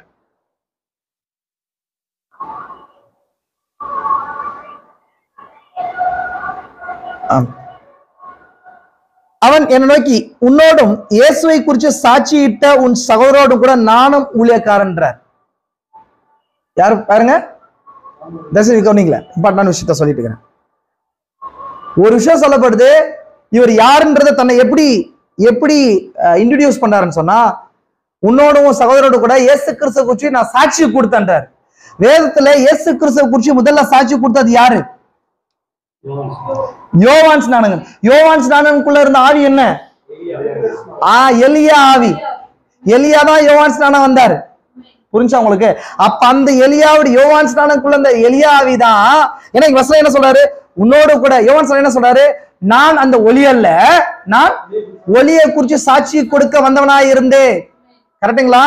அப்ப அவர் தானே சாட்சியை கொடுத்தது, அவர் தானே. அப்ப இவர் என்ன சொல்றாரு? நான் உன்னோடு கூட உன் சகோதரர் கூட சாட்சி கொடுத்தம்பா அப்படின் போது யோவானுக்கு தெரியும், ஓஹோ அது யாரு? எலியா தீர்க்கதரிசி தான்றத அவர் புரிஞ்சுக்கணும் இல்லையா? அப்போ முதலாவது வருகையில இங்க என்ன பண்ணாருங்க? இயேசுவை இன்ட்ரோடியூஸ் பண்றதுக்கு யார் வர்றது? எலியா வந்தார். அப்ப எகைன் திரும்ப மனவாட்டிக்கு ஜீசஸ் இன்ட்ரோடியூஸ் பண்றதுக்கு ஜீசஸ் எலியாவை அனுப்புறாரு. இப்ப புரிந்தா எப்படி கனெக்ட் ஆகுதுன்ட்டு? மல்கியா 4 அங்க ஒரு வசனம். பட் இங்க இடத்துல தேவன் இயேசு கிறிஸ்து ஒப்பித்ததும், அவர் தன்னுடைய தூதனை அனுப்பி யோவானுக்கு இயேசு கிறிஸ்து பற்றி வெளிப்படுத்துறார். எதுக்கு இயேசு கிறிஸ்து பற்றி வெளிப்படுத்துறாரு? யோவான் என்ன பண்ணாரு? யோவான் என்ன பண்ணாரு? இயேசு கிறிஸ்துவை பற்றி வெளிப்படுத்தினாருங்க. புரியுதா உங்களுக்கு? இதான் இயேசு கிறிஸ்துன்னு சொல்லி வெளிப்படுத்தினார். இயேசு கிறிஸ்து ரிவீல் பண்ணார். இதான் இயேசு கிறிஸ்து சொல்லிட்டு எகைன் ரெண்டாவது வருகை வரும்போது அதே யோவானுக்குள்ள இருந்த அதே ஆவிதான் தன் தூதனை அனுப்பி, அதே இயேசு கிறிஸ்து தூதனை அனுப்பி என்னை பத்தி வெளிப்படுத்துன்னு சொல்லி யோவானுக்கு வெளிப்படுத்தி காட்டுறார். மீன்ஸ் திரும்ப வெளிப்பாடுனோட எப்படி புரிஞ்சுக்க கூடாது? வார்த்தைகளா புரிஞ்சுக்க கூடாது. எப்படிங்க? எப்படி புரிஞ்சுக்கிறோம் நம்ம? யோவான் யோவான் முதலாம் வருகையில யோவான் சீஷர்களுக்கு வார்த்தையா வெளிப்படுத்தினாரா இல்ல சரீரத்துல வெளிப்படுத்தினாரா? சரீரத்தை வெளிப்படுத்தினார். சரீரத்தை காட்டினார். மீன்ஸ் வேர்ட்ஸா வெளிப்படுத்தினாரா சரீரமா காட்டினாரா? வார்த்தை திரும்ப மாம்சமா மாறும்போது அதான் காட்டினார். எகேன் இந்த தூதன் தேவன் இயேசு கிறிஸ்து ஒப்பித்ததும் இந்த இயேசு கிறிஸ்து தம்முடைய தூதனை அனுப்பி யோவானுக்கு வெளிப்படுத்தும் போது திரும்பவும் வார்த்தைகளா அல்ல சரீரமா வெளிப்படுத்துவார். புரியுதா உங்களுக்கு? அப்ப இந்த தூதன் தான் 17ஆம் அதிகாரத்துல இருக்கிறாரு. இந்த தூதன் தான் 21ஆம் அதிகாரத்துல இருக்கு, 22ஆம் அதிகாரத்துல இருக்கிறாரு. அப்ப இந்த 22ஆம் அதிகாரத்துல தன்னை யாருன்னு அறிமுகப்படுத்துறாரு அப்படின்னா, நான் ஆல்ரெடி நான் சாட்சி இயேசு கிறிஸ்து சாட்சிட்டேன்ல, இயேசு கிறிஸ்து வச்சு சாட்சி கொடுத்தனே அதான் நான் அப்படின்னு போது அதான் எலியாவுடைய ஆவி வந்திருக்குது அப்படின்னு சொல்லி அர்த்தம் அங்க வந்துச்சு. எகைன் அப்போ யோவானே திரும்ப வர முடியாது. எலியாவுடைய ஆவி 2 முறை லாக் குறைத்திருக்குது. அப்ப அந்த எலியாவுடைய ஆவி தான் கர்த்தருடைய நாள்ல திரும்ப எகைன் இங்க ரிவீல் பண்ணும் போது இந்த எலியா பிரதர் பேனமன் சொல்லி நம்ம புரிஞ்சுக்கிறோம். எப்படி புரிஞ்சுங்களா உங்களுக்கு? உங்களுக்கு இந்த வெளிப்பாடு புரியணும். சும்மா எலியா சும்மா தீர்க்கதரிசி அப்படி கிடையாது. தீர்க்கதரிசி எங்க ஃபிட் ஆவறார், எந்த இடத்துல ஃபிட் ஆவறார்? அப்ப ஃபர்ஸ்ட் டைம் சொல்லும் போது என்ன சொல்றாரு? ஃபர்ஸ்ட் டைம் இந்த எப்படி சொன்னாரு அப்படின்னா, நான் உன்னோடும் உன் சகோதரரோடு கூட இயேசு கிறிஸ்துவை பற்றி சாட்சியிட்டவர்கள் நானும் ஊழியக்காரன் சொல்லிட்டு செகண்ட் சொல்லும் போது இந்த புத்தகத்துல கை கொள்ளுகிறவர்களோடும் கூட அப்படின்னா எகைன் ஃபியூச்சர் ஈவென்ட் வரப்போகிற ஒரு மனுஷன் செய்தியா நானும் ஊழியக்காரன் மீன்ஸ் அப்போ 2 ரகசியங்கள். இப்போ 1ஆம் அதிகாரத்துல என்ன காணப்பட்டுச்சு? எலியா ஆவி வந்திருக்குது. எலியாது மோசஸ் கிடையாது. கரெக்டுங்களா உங்களுக்கு? தேவன் தன் இயேசு கிறிஸ்துவுக்கு ஒப்பித்ததோ இவர் தன்னுடைய தூதனை அனுப்பி யோவானுக்கு வெளிப்படுத்தினமான விசேஷம் இல்ல, இயேசு கிறிஸ்துவை பற்றி வெளிப்படுத்தின விசேஷம். இயேசு கிறிஸ்து என்னவா இருக்கிறார்ன்றது. இயேசு கிறிஸ்து என்னவா இருக்கிறார்? மாம்சமா இருக்கிறார். அதான் 1ஆம் அதிகாரத்துல பாக்குறோம். நீங்க புரியுதுங்களா உங்களுக்கு? நான் ரொம்ப டெப்தான பாயிண்ட பேசிட்டு இருக்கிறேன். யோவான் 1ஆம் அதிகாரத்துல பார்த்தார் இல்லையா, அந்த வகையிலேயே இந்த தூதன் சரீரத்துல வெளிப்படுத்துறார். இந்த காரியங்களை உங்களுக்கு காணும்படிக்கு தேவன் திறக்கட்டும். என்னால அது முடியாது. இந்த பாயிண்ட புரியுதுங்களா? 1ஆம் அதிகாரத்துல பாக்குறீங்களா பிரதர்? வெளிப்படுத்த 1ஆம் அதிகாரத்துல எப்படி பாக்குறீங்க? பின்பு எக்கால சத்தம் போட ஒரு பெரிதான சத்தத்தை கேட்டேன். நான் பார்க்க திரும்பும் போது அவர் ஒருத்தர் இருந்தார் இல்லையா, அவர் சிரசும் மயிரும் வெண்பஞ்சை போலும், அவர் சிரசின் முகம் வல்லமாய் பிரகாசிக்கிற சூரியனை போலும், கண்கள் அக்கினி ஜுவாலை போலும், அவருடைய சத்தம் பெரு வெள்ளத்தை இறைச்சலை போலும், அவருடைய வாயிலிருந்து இருவரும் கருக்குள்ள பட்டயம் பெறப்பட்டது. அவர் நிலையொருங்கி தரித்தவரா மார்பருகே பொருட்கச்சை கட்டிக்கின்றவரா இருந்தார். அவருடைய பாதங்கள் உலைக்களத்தில் காய்ந்த பிரகாசமான வெண்கலை போல இருந்தது. இவர் வெறும் வார்த்தைகளா பார்த்தாரா யோவான்? ஒரு உருவத்துல சரீரமா பார்த்தாரா?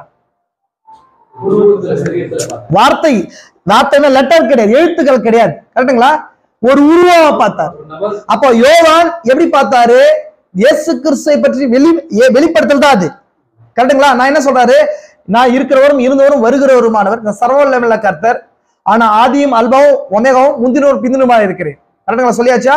நீ இதோ மரித்தேன், இதோ சதா காலங்களிலும் உயிரோடு இருக்கிறேன். அது இயேசு கிறிஸ்து தான் அப்படின்னு சொல்லி ஜானுக்கு தெரிஞ்சு. அப்ப இயேசு கிறிஸ்து ஜான வேர்ட்ஸா பார்க்கல, எப்படி பார்த்தார்? நபரா பார்த்தார். எகைன் திரும்ப தூதன் வரும்போது இந்த யோவான் எப்படி பார்ப்பாருன்னு சொன்னா சரீரத்துல வெளிப்படுறத பார்ப்பார். அந்த சரீரம் யாரும் மனவாட்டியின் பாகமா இருக்குது. புரிஞ்சுக்கணும்? வேர்ட்ஸ் கிடையாது, எழுத்துக்கள் கிடையாது. எதுக்கு சொன்ன? வெளிப்படுத்தும் விசேஷத்துக்கு எப்படி அந்த தூதன் வராருன்னு சொல்லி சொன்னேன். கரெக்டுங்களா உங்களுக்கு?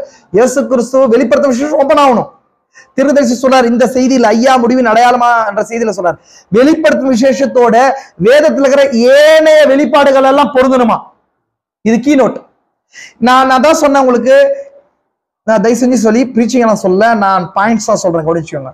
நீங்க எந்த செய்தி கேட்டாலும் சரி, வெளிப்படுத்தின விசேஷத்தோட கனெக்ட் பண்ணாத செய்திகள் கேட்டீங்களா அது வீண். என்ன பாயிண்ட்ல சொன்ன நீங்க சொல்லுங்க, உங்களுக்கு புரிஞ்சா? வெளிப்படுத்த விசேஷத்துக்கு தான் எல்லா செய்திகளும் கொடுக்கப்படணும். ஏன்னா தீர்க்கதரிசி என்ன சொல்றாரு இந்த செய்தியில வாசிக்க, நான் நெக்ஸ்ட் வீக் வரும்போது வாட்சி காட்டுறேன். இந்த இயேசு கிறிஸ்துவின் வெளிப்பாடு தான் முதுமையானது, முதன்மையானது. முழுமையானது. இந்த செய்தியோட இந்த வெளிப்பாடோட பொருந்தாத எல்லாமே பொய், சரியில்லைன்றார். அப்ப இயேசு கிறிஸ்துவோட வெளிப்பாடு வெளிப்படுத்தும் விசேஷம், அதாவது அங்கதான் இருக்குது, அதெல்லாம் முழுமையான வெளிப்பாடே இருக்குது. அதான் ஃப்ரூட் புக்கா இருக்குது. அப்ப நீ வேதத்துல எந்த கேரக்டரை எடுத்துட்டு வந்தாலும் எதோட கூட கனெக்ட் பண்ற பிரீச்சிங்க கேட்கணும். வெளிப்படுத்த விசேஷத்தோட கனெக்ட் பண்ண, அதான் முழிவு, அதான் இயேசு கிறிஸ்து முழுமையான வெளிப்பாடு. கதை பேசுற பாகங்கள் இங்க இல்ல, ஏதோ ஒரு பாயிண்ட் எடுத்துட்டு பேசுற பாகங்கள் இங்க இல்ல. புரிஞ்சா உங்களுக்கு? அப்ப நான் எதுக்கு சொன்னேன்னு, 1960s தீர்க்கதரிசி ஏன் வெளிப்படுத்த விசேஷம் ஓபன் ஆகும்? இப்போ வெளிப்படுத்த விசேஷம் ஒட்டுமொத்தமா இயேசு கிறிஸ்துவை பற்றிய வெளிப்பாடு. இயேசு கிறிஸ்துவை பற்றி வெளிப்பாடுன்றதுனா 7வது முத்திரையுடைய 2வது காரியம்.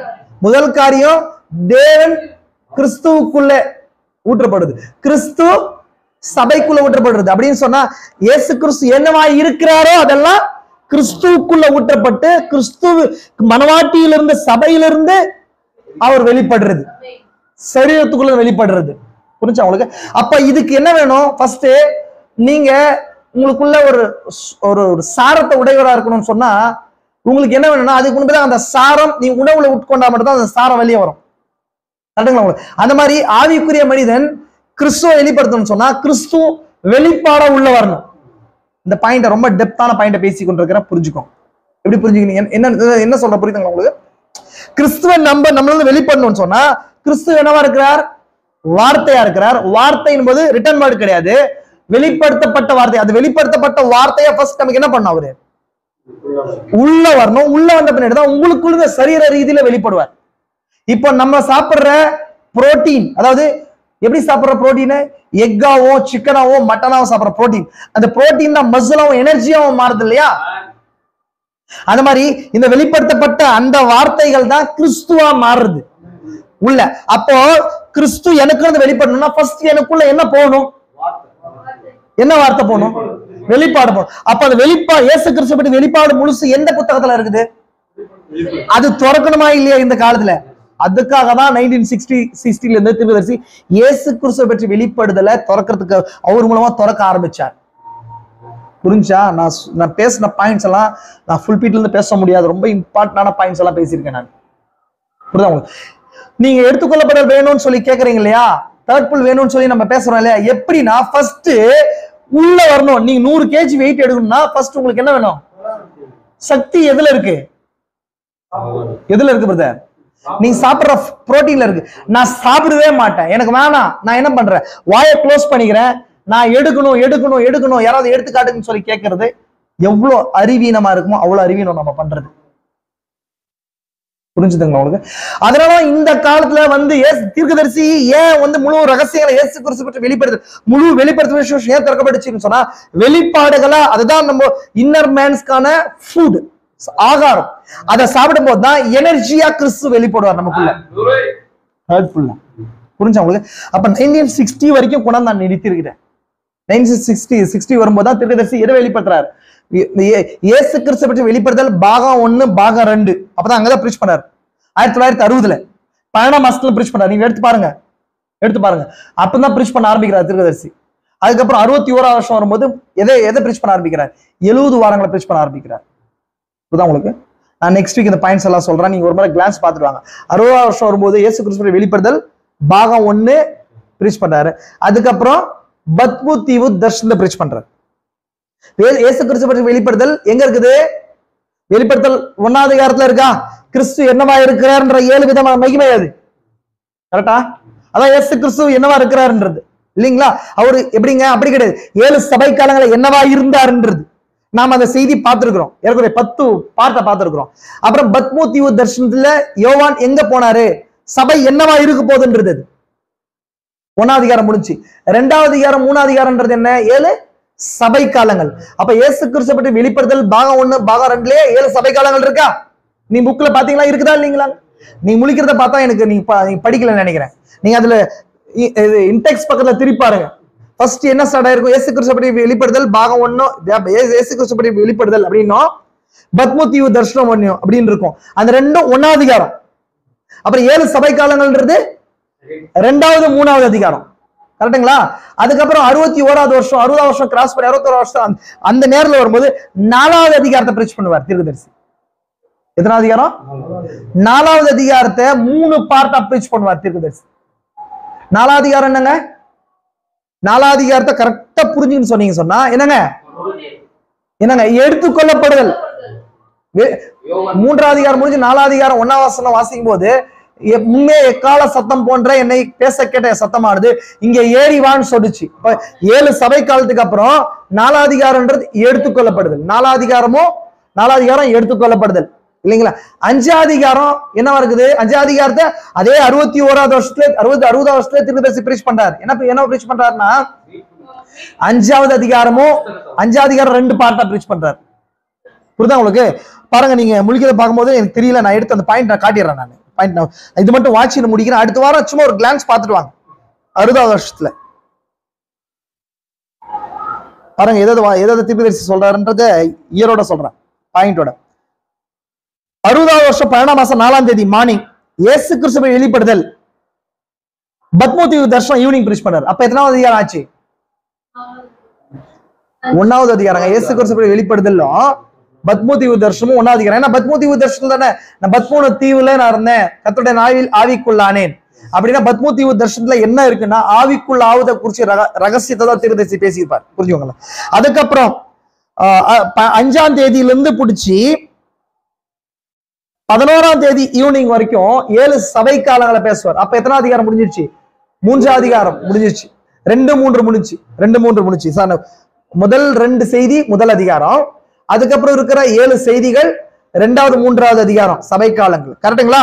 அதுக்கப்புறம் தீர்க்கதரிசி 12ஆம் மாசம் 31ஆம் தேதி 12ஆம் மாசம் 60ஆம் வருஷத்திலே 60ஆம் வருஷம் 12ஆம் மாசம் 31ஆம் தேதி 2 செய்தி 4ஆம் அதிகாரத்துல 3 பாகங்கள் பிரீச் பண்றாரு தீர்க்கதரிசி. எத்தனாவது பாகம்?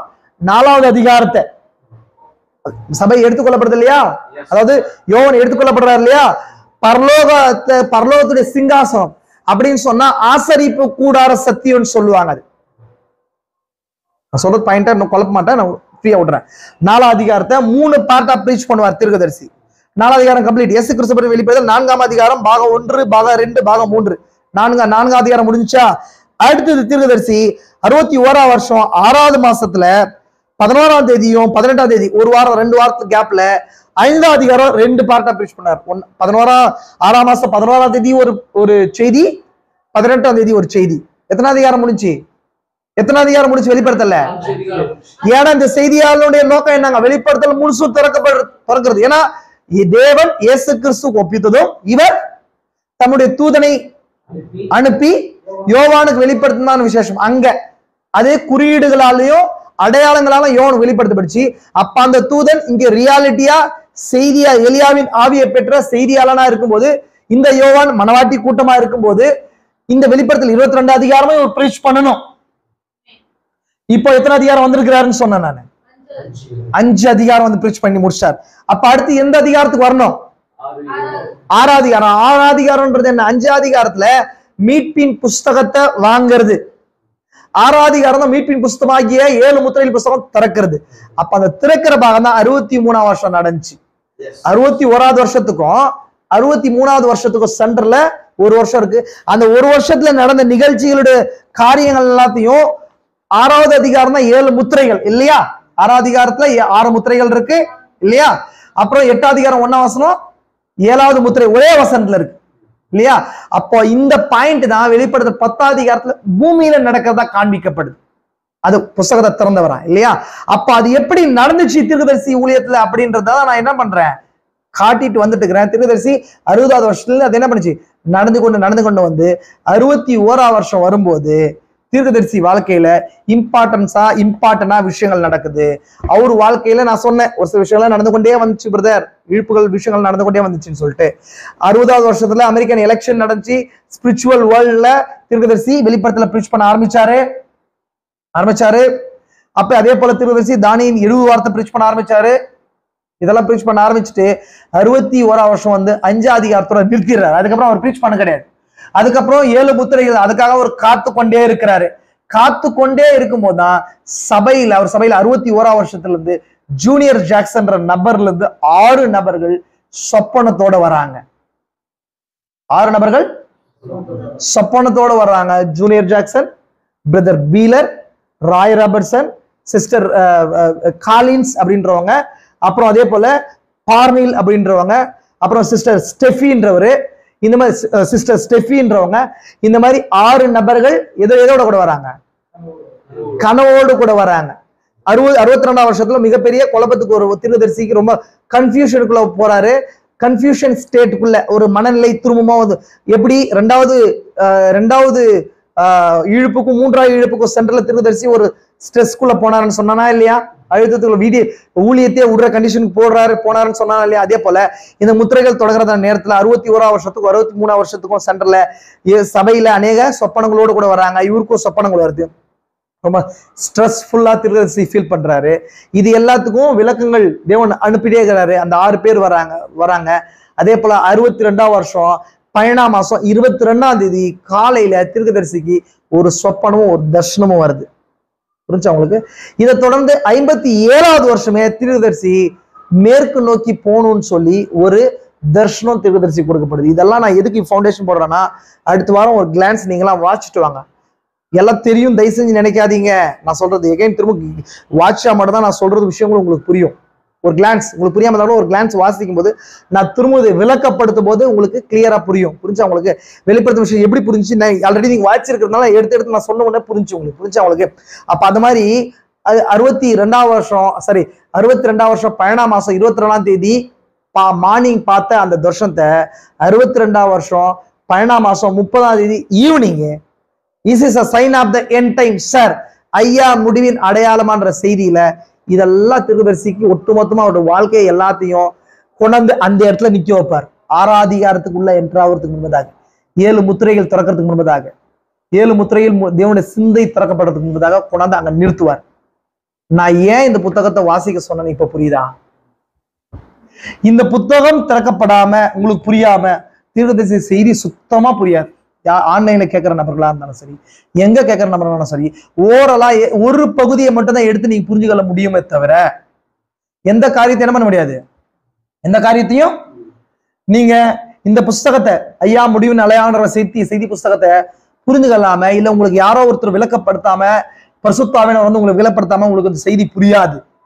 செய்தியில நீங்க பல வருஷம் இருக்கலாம், தனித்தனி செய்திகளை வாசிச்சிருக்கலாம். இப்ப நான் சொன்ன பாயிண்ட்ல ரொம்ப இம்பார்ட்டன்ட், தமிழ் மனவாட்டிக்கு சொல்றேன்னா ரொம்ப ரொம்ப இம்பார்ட்டன்ட். நான் ஓரளவு அங்கங்க சொல்லியிருக்கிறேன். இன்னைக்கு ஒரு நாட்கள் இந்த செய்தி முழுசா உங்களுக்கு நான் ப்ரீச் பண்ண போறதில்ல. இந்த செய்தி எப்படி வாசிக்கிறது அப்படின்னு சொல்லி நான் சொல்றேன். நீங்களா எப்படி இறைச்சியை வேட்டையாடுறதுன்றதை நான் காட்டுறேன்.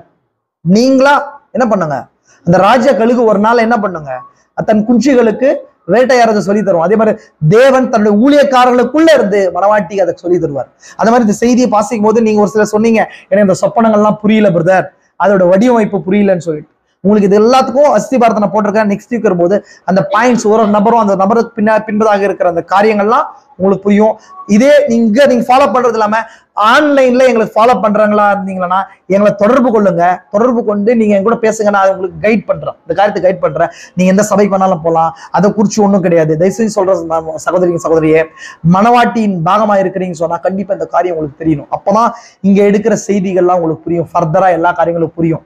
நான் இது வரைக்கும் இதுக்கு முன்பதாகவே 7 சபைக்காரன் புத்தகத்தை எப்படி வாசிக்கிறதுன்னு சொல்லியிருக்கணும். அதை நான் ஆல்ரெடி செய்திகளை ப்ரீச் பண்ணியிருக்கேன். அதனால அந்த பகுதிக்கு நான் போகல. அதையும் கூடுமான வரைக்கும் அந்த செய்தி எப்படி வாசிக்கிறது, வெளிப்படுத்தும் விசேஷத்துக்குள்ள எப்படி என்டர் ஆகுறது. ஏன்னா வெளிப்படுத்தும் விசேஷம் இயேசு கிறிஸ்துவின் வெளிப்பாடு நமக்கு தெரிஞ்சாதான் என்ன பண்ண முடியும், நமக்குள்ள அவர் வெளிப்பட முடியும். வெளிப்பாடு அது இன்வேர்டா நம்ம ஃபுட் ஆவிக்குரிய வெளிப்பாடுகளை பெற்றுக்கொள்ளும் போதுதான் அவுட்வேர்டா என்ன பண்ண முடியும், இயேசு கிறிஸ்துவை பற்றி வெளிப்படுத்த முடியும். புரிஞ்சுதுங்களா? உங்களுக்கு பேசப்பட்ட காரியங்கள் ரொம்ப யோசிச்சு தியானிச்சு பாருங்க. நான் இது வரைக்கும் அந்த பாயிண்ட்ஸை பேசியிருக்கேன், நிறைய பாயிண்ட்ஸை பேசியிருக்கேன். உங்களுக்கு புரியலன்னு சொன்னா தயவு செஞ்சு நீங்க எப்பவுமே கூச்சப்படாதீங்க. எந்த நேரத்துல வேணா எனக்கு மெசேஜ் போடலாம், கால் பண்ணலாம். ஆன்லைன்ல இருக்கிற நபர்கள் என்ன பண்ணலாம், நீங்க கால் பண்ணுங்க. கால் பண்ணி நீங்க செய்தியை வளரணும் பிரதர். நான் அப்படியே வெறும் விசுவாசியாவே இருந்துட்டு போறதுக்கு நான் விருப்பப்படல. விசுவாசியிலிருந்து நல்ல ஒரு மனவாட்டி ஸ்தானத்துக்கு வரணும், பரிபூர்ண வார்த்தைக்குள்ள வரணும்னு சொன்னா உங்களுக்காக மட்டும்தான். நான் வெறும் சர்ச்ல ஏதோ ஒரு சர்ச்சோட இணைக்கப்பட்டு நான் பாயை தேய்ச்சிட்டு சேரை தேய்ச்சிட்டு வெறும் சாப்பிட்டுட்டு போறேன் பிரதர், இல்ல நான் வெறும் என்ன பண்றேன் சண்டே மெசேஜ் மட்டும் நான் கேட்டு போறேன் பிரதர் அப்படின்னு சொன்னா தயவு செஞ்சு இந்த வீடியோ நீங்க க்ளோஸ் பண்ணிட்டு போயிட்டே இருக்கலாம். உங்களுக்கானது கிடையாது, கண்டிப்பா உங்களுக்கானது கிடையாது. இந்த உலகத்தோடு கூட ஒரு சபையோடு கூட ஏதோ நான் வந்து தசம்பாகம் கொடுக்குறேன், காணிக்க தரேன், நான் ஒரு பாடல் பாடுறேன், ஒரு சபையோடு கூட இருக்கிறேன்னு சொன்னா தயவு செஞ்சு உங்களுக்கானது கிடையவே கிடையாது. நீங்க இந்த மெசேஜுக்கான ஆடியன்ஸ் நீங்க கிடையாது. உண்மையா கழுகுக்கு மட்டும்தான் இந்த ஆகாரம், புரிதுங்களா உங்களுக்கு? எனவே கண்டிப்பா இது வந்து முள் படுக்கை கம்பல்சரி, இது ஃப்ளவர் வே கிடையாது, வழி கிடையாது, இது பாத் கிடையாது. அதனால தயவு செஞ்சு கவனிச்சு கேளுங்க, ரொம்ப ரொம்ப இம்பார்ட்டன்ட். இதுக்கு பின்பதாக மற்ற எல்லா காரியங்களும் உங்களுக்கு புரியும். தீர்க்கதரிசியுடைய ஊழியம் புரியும். நீங்க செய்தியை பார்க்குற ரேஞ்ச் மாறும், வே மாறும். செய்தியை எப்படி பார்க்கணுன்றதே என்ன பண்ணும், மாறிடும். உங்களுக்கு செய்தியை பார்க்குற வழியெல்லாம் மாறிடும். தயவு செஞ்சு அடுத்த வாரம் வரும்போது இங்க இருக்கிற நபர்களா இருக்கும் சரி, இல்ல ஆன்லைன்ல பாக்குற நபர்களா இருந்தாலும் சரி, எங்களோட லைவா கனெக்ட் பண்றதாலும் கனெக்ட் பண்றதுக்கு உங்களுக்கு விருப்பமா இருந்தா கனெக்ட் பண்ணுங்க. கனெக்ட் ஆகிறதுக்கு எந்த நேரமும் நாங்கள் தயார். மற்றவங்களை ஆசீர்வதிச்சு நம்ம ஜெபிக்கலாம். எல்லா கண்களும் மூடலாம், எல்லா கண்களும் மூடலாம். கிருபை நிறைந்த எங்கள் பரலோக பிதாவே, இந்த ஆசீர்வதிக்கப்பட்ட நல்ல இந்த இரவு நேரத்துக்காக கூட நன்றி. இந்த நேரத்துல நாங்கள் அநேக காரியங்களை குறித்து நாங்கள் தியானித்தோம் கர்த்தாவே. இது ஒரு காட்டியச்சு மீட்டிங்கை போல, ஒரு சிறு கூட்டத்தை போல டிஸ்கஷனா இருந்துச்சு. பரிசுத்த ஆவியானவர் நீர் எங்களோடு கூட பேசினீர். இது தமிழ் மனவாட்டிக்கானதா இருக்கிறது. மனவாட்டியின் பாகம் எங்க இருக்குதோ அங்க கர்த்தாவே உடைய மாம்சமானது, உடைய அடிக்கப்பட்ட ரத்தமானது வெளிப்பட இருக்கிறது ராஜா. அடியன் மூலமாய் நீர் இணைந்து நீர் பேசினீர் என்று விசுவாசிக்கிறோம். என் வாயிலிருந்து பேசப்பட்ட காரியங்களோ ஏதோ குறைகளோ கரைகளோ இருந்தால் தயவாய் மன்னியுங்க அப்பா. ஒருவேளை வார்த்தைகள் கர்த்தாவே, வார்த்தையுடைய ஜாலங்களோ மற்ற காரியங்களோ கர்த்தாவே அது குறைவுள்ளதா இருக்கலாம். ஆனா வெளிப்பாடு அது சரியான பாகமாய் மனவாட்டின் இருதயத்துக்குள்ள போய் வித்தாய் கர்த்தாவே பரவட்டும். பெரிய காரியங்கள் செய்யுங்க. இந்த செய்தியானது கேட்கும் போதே ராஜா, நான் மனவாட்டியின் பாகமாய் இருக்கிறேன் என்பதை உணர்ந்தவர்களாய் இந்த வார்த்தையின் வெளிப்பாடுகளை புசிக்கத்தக்க தன்மைகளுக்குள்ள கூட்டி கொடுங்க. வந்த பிள்ளைகளை ஆசீர்வதிங்க. அதே போல ஆன்லைன்ல கேட்கிற பிள்ளைகளை கூட ஆசீர்வதிங்க ராஜா. அந்த முழுமையாய் வார்த்தையை கேட்டு ராஜா பிரயாணிக்க கிருபையை கூட்டி கொடுங்க. அடியனை கூட இன்னும் அபிஷேகத்தை நான் நிரப்புங்க. அந்த செய்திக்குள்ள மன உத்தமத்துக்குள்ளாய் ஆழத்துக்குள்ளாய் கடந்து வர கிருபையை தாருங்க. பலப்படுத்துங்க. பெரிய காரியம் செய்யுங்க. என்னை நான் தரை மட்டுமா தாழ்த்துக்கிறோம். நீரே பெரியவர், நீரே உயர்ந்தவர். அந்த ரகசியங்களை எங்களுக்குள்ளாய் மண் பாண்டங்களுக்குள்ளாய் வைத்த தயவுகளுக்காய் நன்றி ராஜா. நாங்கள் எழுந்து பிரகாசிக்கிற விளக்காய் கிருபையை கூட்டி கொடுங்க. பலப்படுத்துங்க. இந்த கால செய்தியாளனுக்காய் நன்றி. இந்த செய்தியாளனை எங்களுக்கு கொடுத்தீரே, அதுக்காக நன்றி. மகத்தான ஒரு காரியத்தை வெளிப்படுத்தி தந்த தயவுகளுக்காய் கூட நன்றி ராஜா. இந்த நாள்ல இந்த செய்தி பேர்பட்ட செய்திகள்லாம் நாங்கள் கேட்கும் போது எங்களுக்கும் கர்த்தாவே நாங்கள் வீடுகளிலும் கர்த்தாவே பிள்ளைகளுக்குள்ளாய் கேட்ட இன்னுமாய் வெளிப்பாடுகள் நிரப்பப்பட கிருபைங்க.